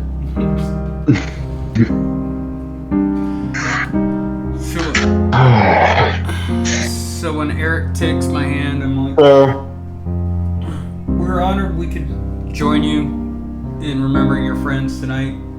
As you can see, we've had quite the last 24 hours as well. I am glad that you all have not gone into the Shadowland. It's seemingly the thing to do these days. I do apologize and wish that there was more that I could offer you. However, and he moves towards who is the most wounded at this point? Who has the most health at this point? Most health is me, I think. No, but I'm the healthiest. Wait, healthiest or unhealthiest? Who has the most health loss? Who has the most ranks damage? Yeah, I put my hand up. I put my hand. Wait. Ben has moral health to lose and lost most of it. Ah, Where I have one square left. So, It's kind of a toss-up. They both look like wreckage. well, you know, he's being a man of his time and very, very moves towards Ben. If you will allow me.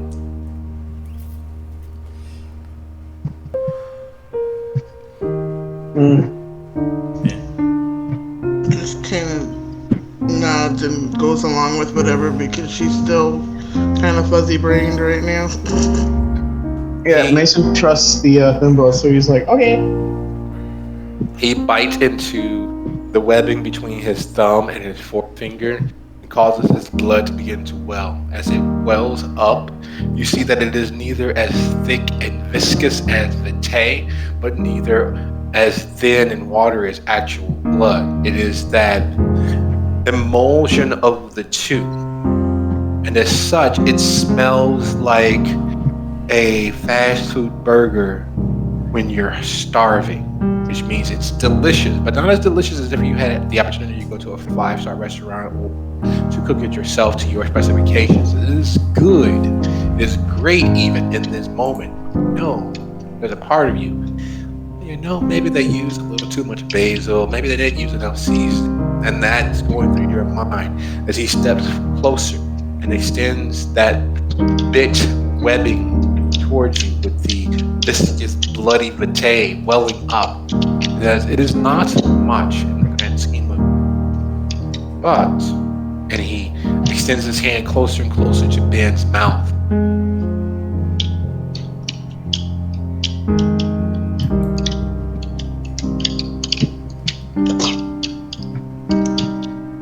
In spite of herself, and very, very embarrassing later, she kind of whimpers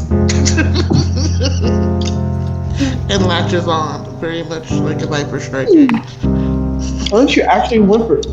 Come on. No, I'm joking. The offering and the sharing of blood, in this moment, there is normally some sensuality to it. There's normally some, maybe I shouldn't be looking, but in this moment, it is none of those things. Because the other members of the Dustborn kind of press a little close.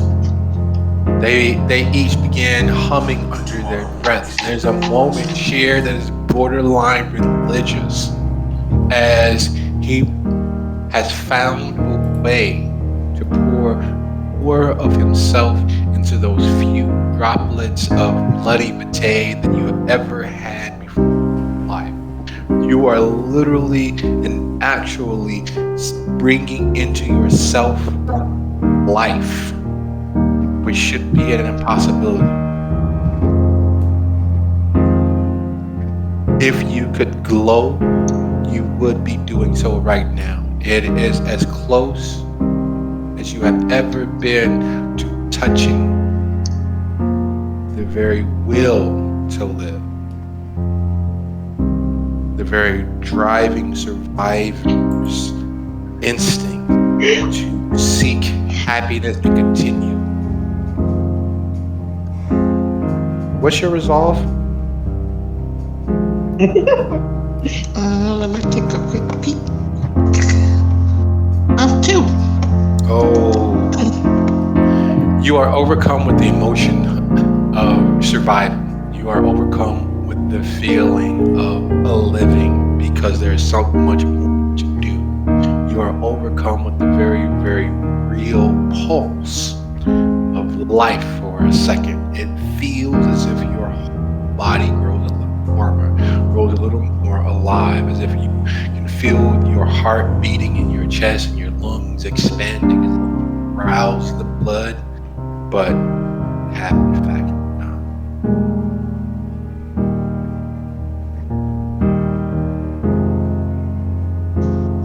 Her mouth kind of comes away automatically in a gasp, and she sits hard on the ground, just like smacked in the face, and just Holding blinks.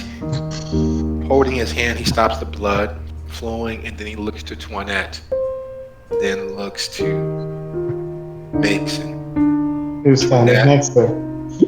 And Toinette nods, and instead of biting the weapon between her finger and her thumb, she clamps down on the space just below the palm of her hand, just above where the artery begins to flow, and all the veins tangle up with the tendons of the hand. She lightly dips, wells up her blood, and somehow, in concert with her very much beating heart, the humming and murmured song being carried from one member of their congregation to the next rises together into a chorus as she steps closer to Mason, offering her wrist to him. They've never shared blood, not like this. They've shared moments. I was like, you sure about that? They've shared moments and they've shared feeding, but not like this. This is almost the antithesis to the erotic. This is a shared prayer. This is unfortunately, none of you all have who has an occult at 3 or higher?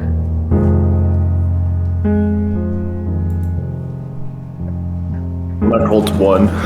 No dice for me. Where would I find that?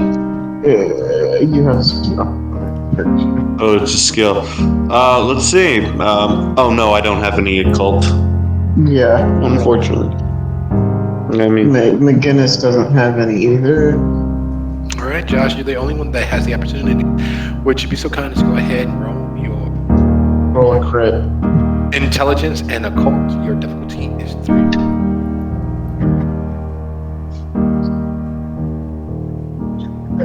Just jump, dog. You got this.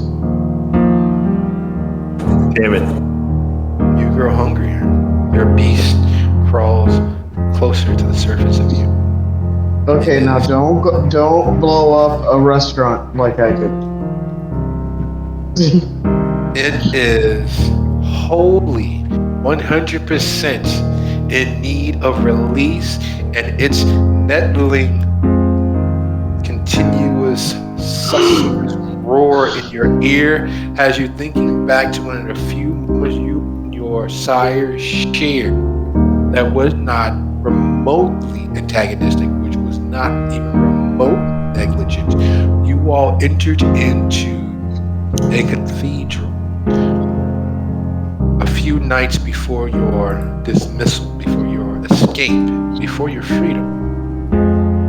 There were 4 priests, and the congregation was packed to the rafters. There was a benediction and a psalm shared, a hymn from pew to pew rising into the rafters, and they channeled something. You're not sure what, whether it was for good or for ill, but in that moment it felt very much as if it was a blessing on you and all that you would ever be. And that same moment is what's happening now. It is bringing all glowing, glaring beneficence that they can muster, that powers beyond being possible. And it is here, now. It is an opportunity for you to latch onto something. It's as if they have summoned a spirit or an angel into the here and now.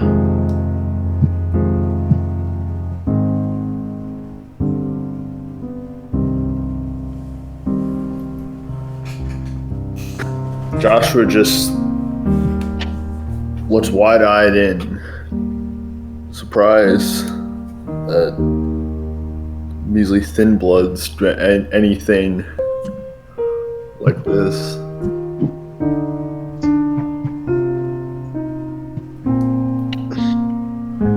And as the sharing of blood, the sharing of Vitae draws to If you need it, McGinnis only has 2 resolve.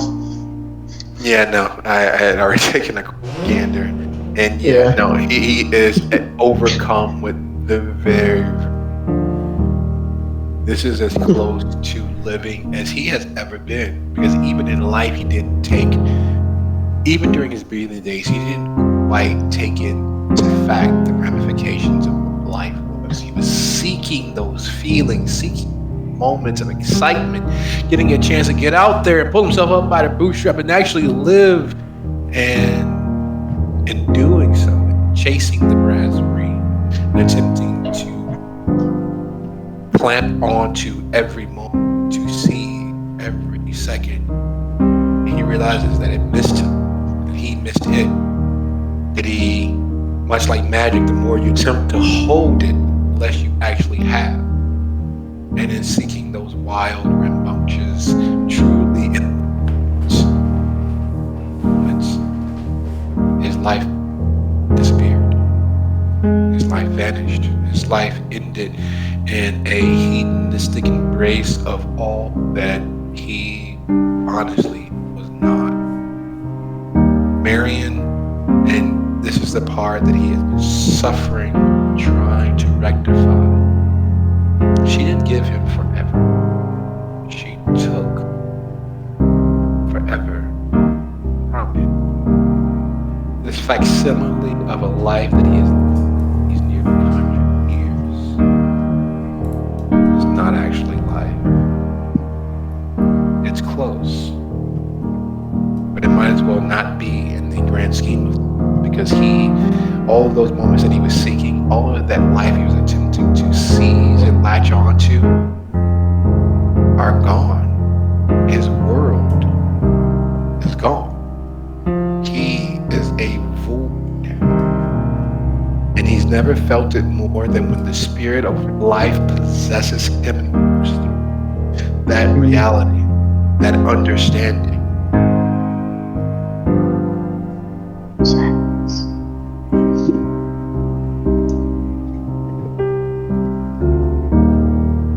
And thus the reason he finds thin blood's one of the most beautiful things in the world. And all too soon, the hot, warm thrust of life is from him as Toinette back into herself and licks her wrist, sealing where she knit, and keeping just enough of herself present. And Eric smiles and looks from Marcus to the others. Friends, it is a pleasure to help in every way that we can. I cannot express my heart, my thanks for you all being here.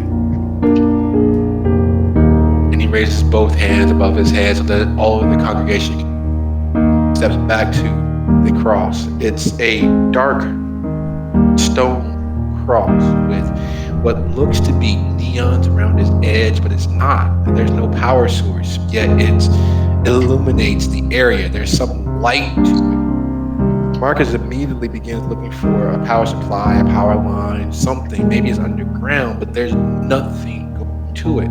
You all didn't pass a generator on this side of the cemetery. And there's no way that it would run that much wire from the generator to here. So how is it going? Is anyone's guess. How is it lit up? Again, anyone's guess. There's no power supply, yet there is illumination. It is as if a very soft incandescent has been lit.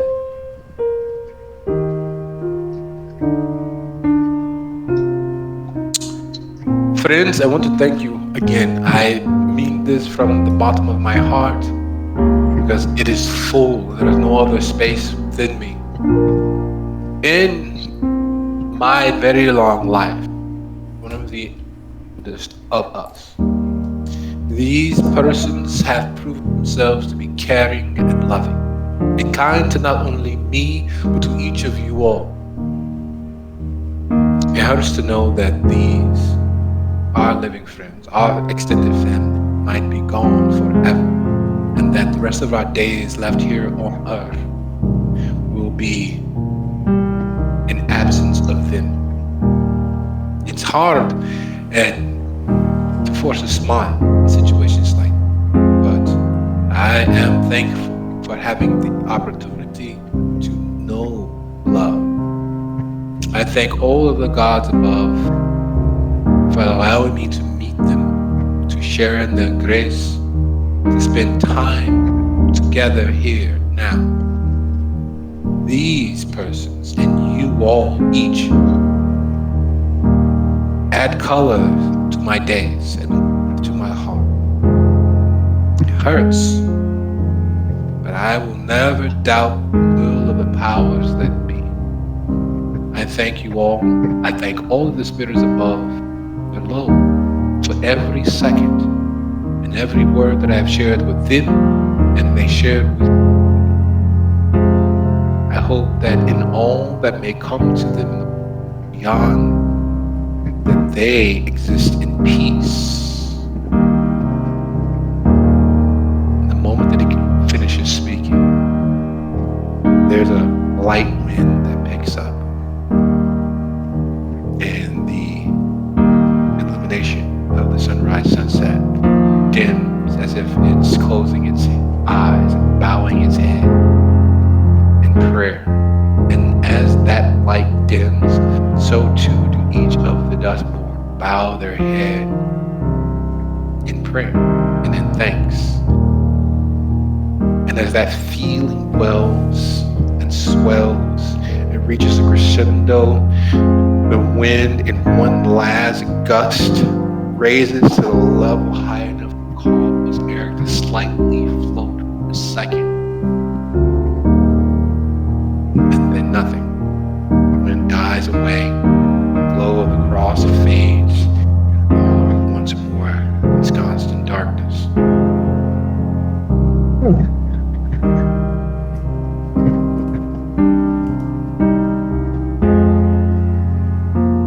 It takes a few moments. You can smell more than see the salty, vitae-laced blood-like fluid that they are exuding in their tears. And that hymn, that prayer that was said, that echoed through them, kind of picks up at the edges, you see it, saying it under the breath, doing it, and then silence. Sitting the dead in a cemetery with a congregation of thin blood. And Eric moves towards Marcus. Perhaps we can speak yet, even my view of things.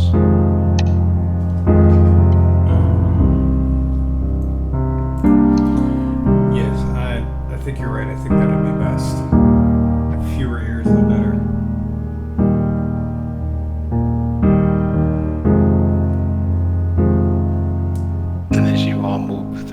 Crowd through the congregation. There's a few touches on the shoulder, hugs offered to Eric, and even shared it with Marcus as he's walking with him. I don't know him, but they welcome him as a friend and extended family. And there's an immediate outpouring of shared grief for their loss, for the predations that they face a daily basis for simply being.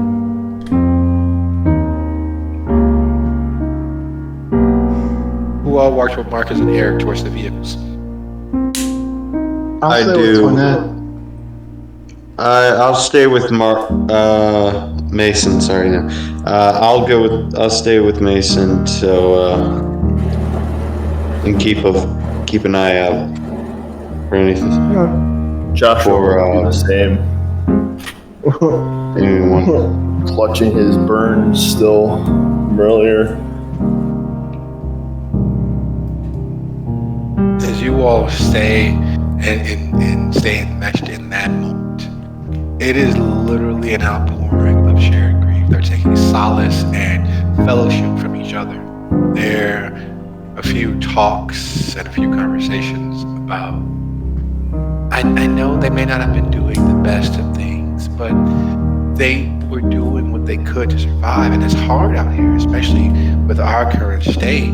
Like, money doesn't come easy.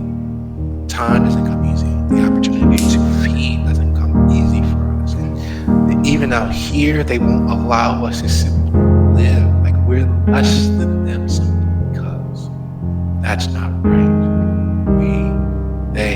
Something needs to be done. Is the running conversation as the spiritual movement dissipates. It's that rage for the constant predations. It's that rage at the loss of life and the senseless violence they face on a daily basis. While at the vehicles, Eric is,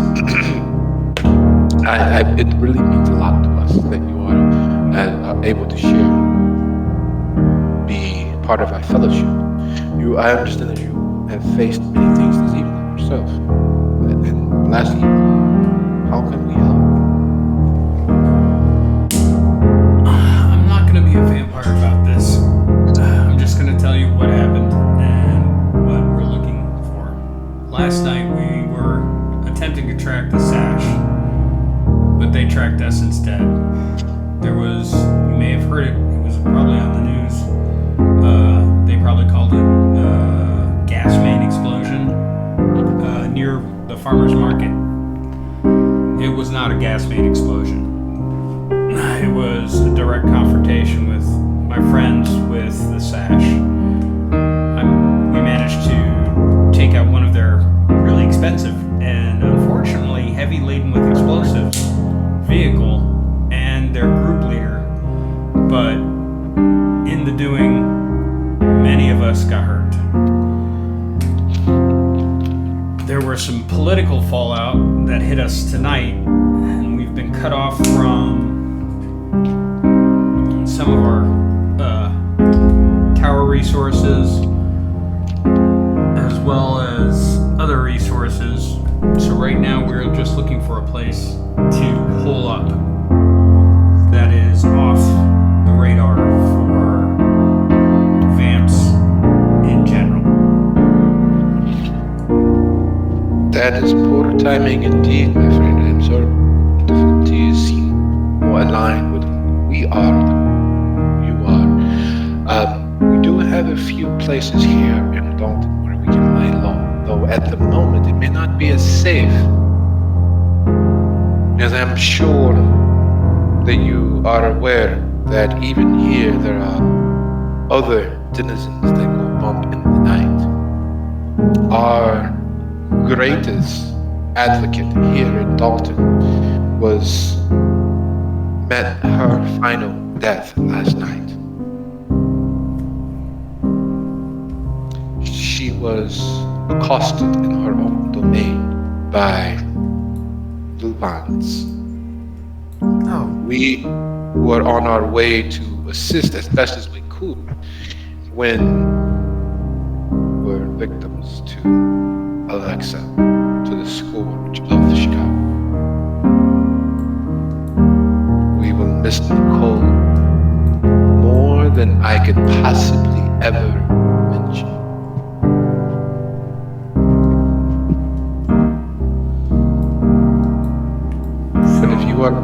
But if you are willing to take the chance, and we have several places, several safe houses around Dalton, and while we have not been victim of the lupines ourselves, I want to be completely honest and upfront with you.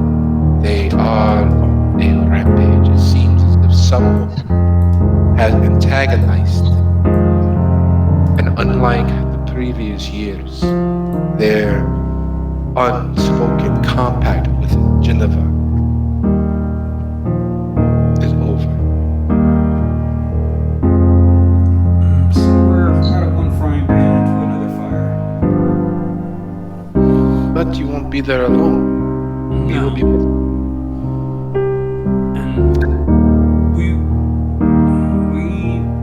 we want to continue the agreement that we forged earlier and work with you to make your life safer and in connection everyone life safer in Gary. But right now we need to be hidden and healed.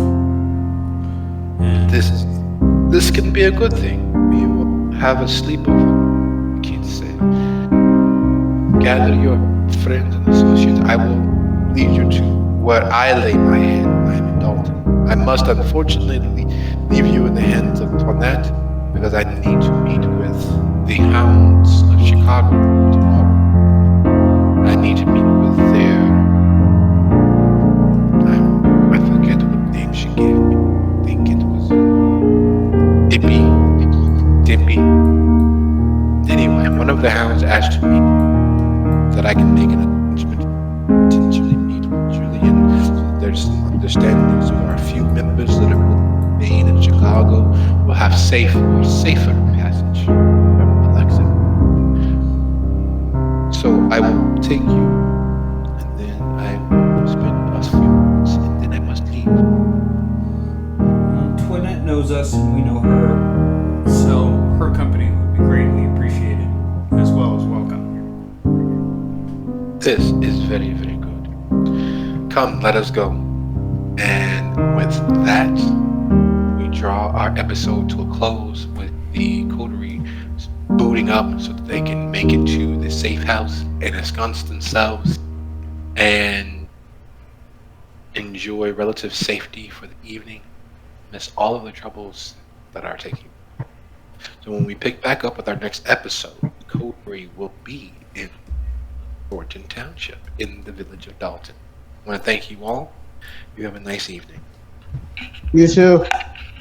Yeah, you too.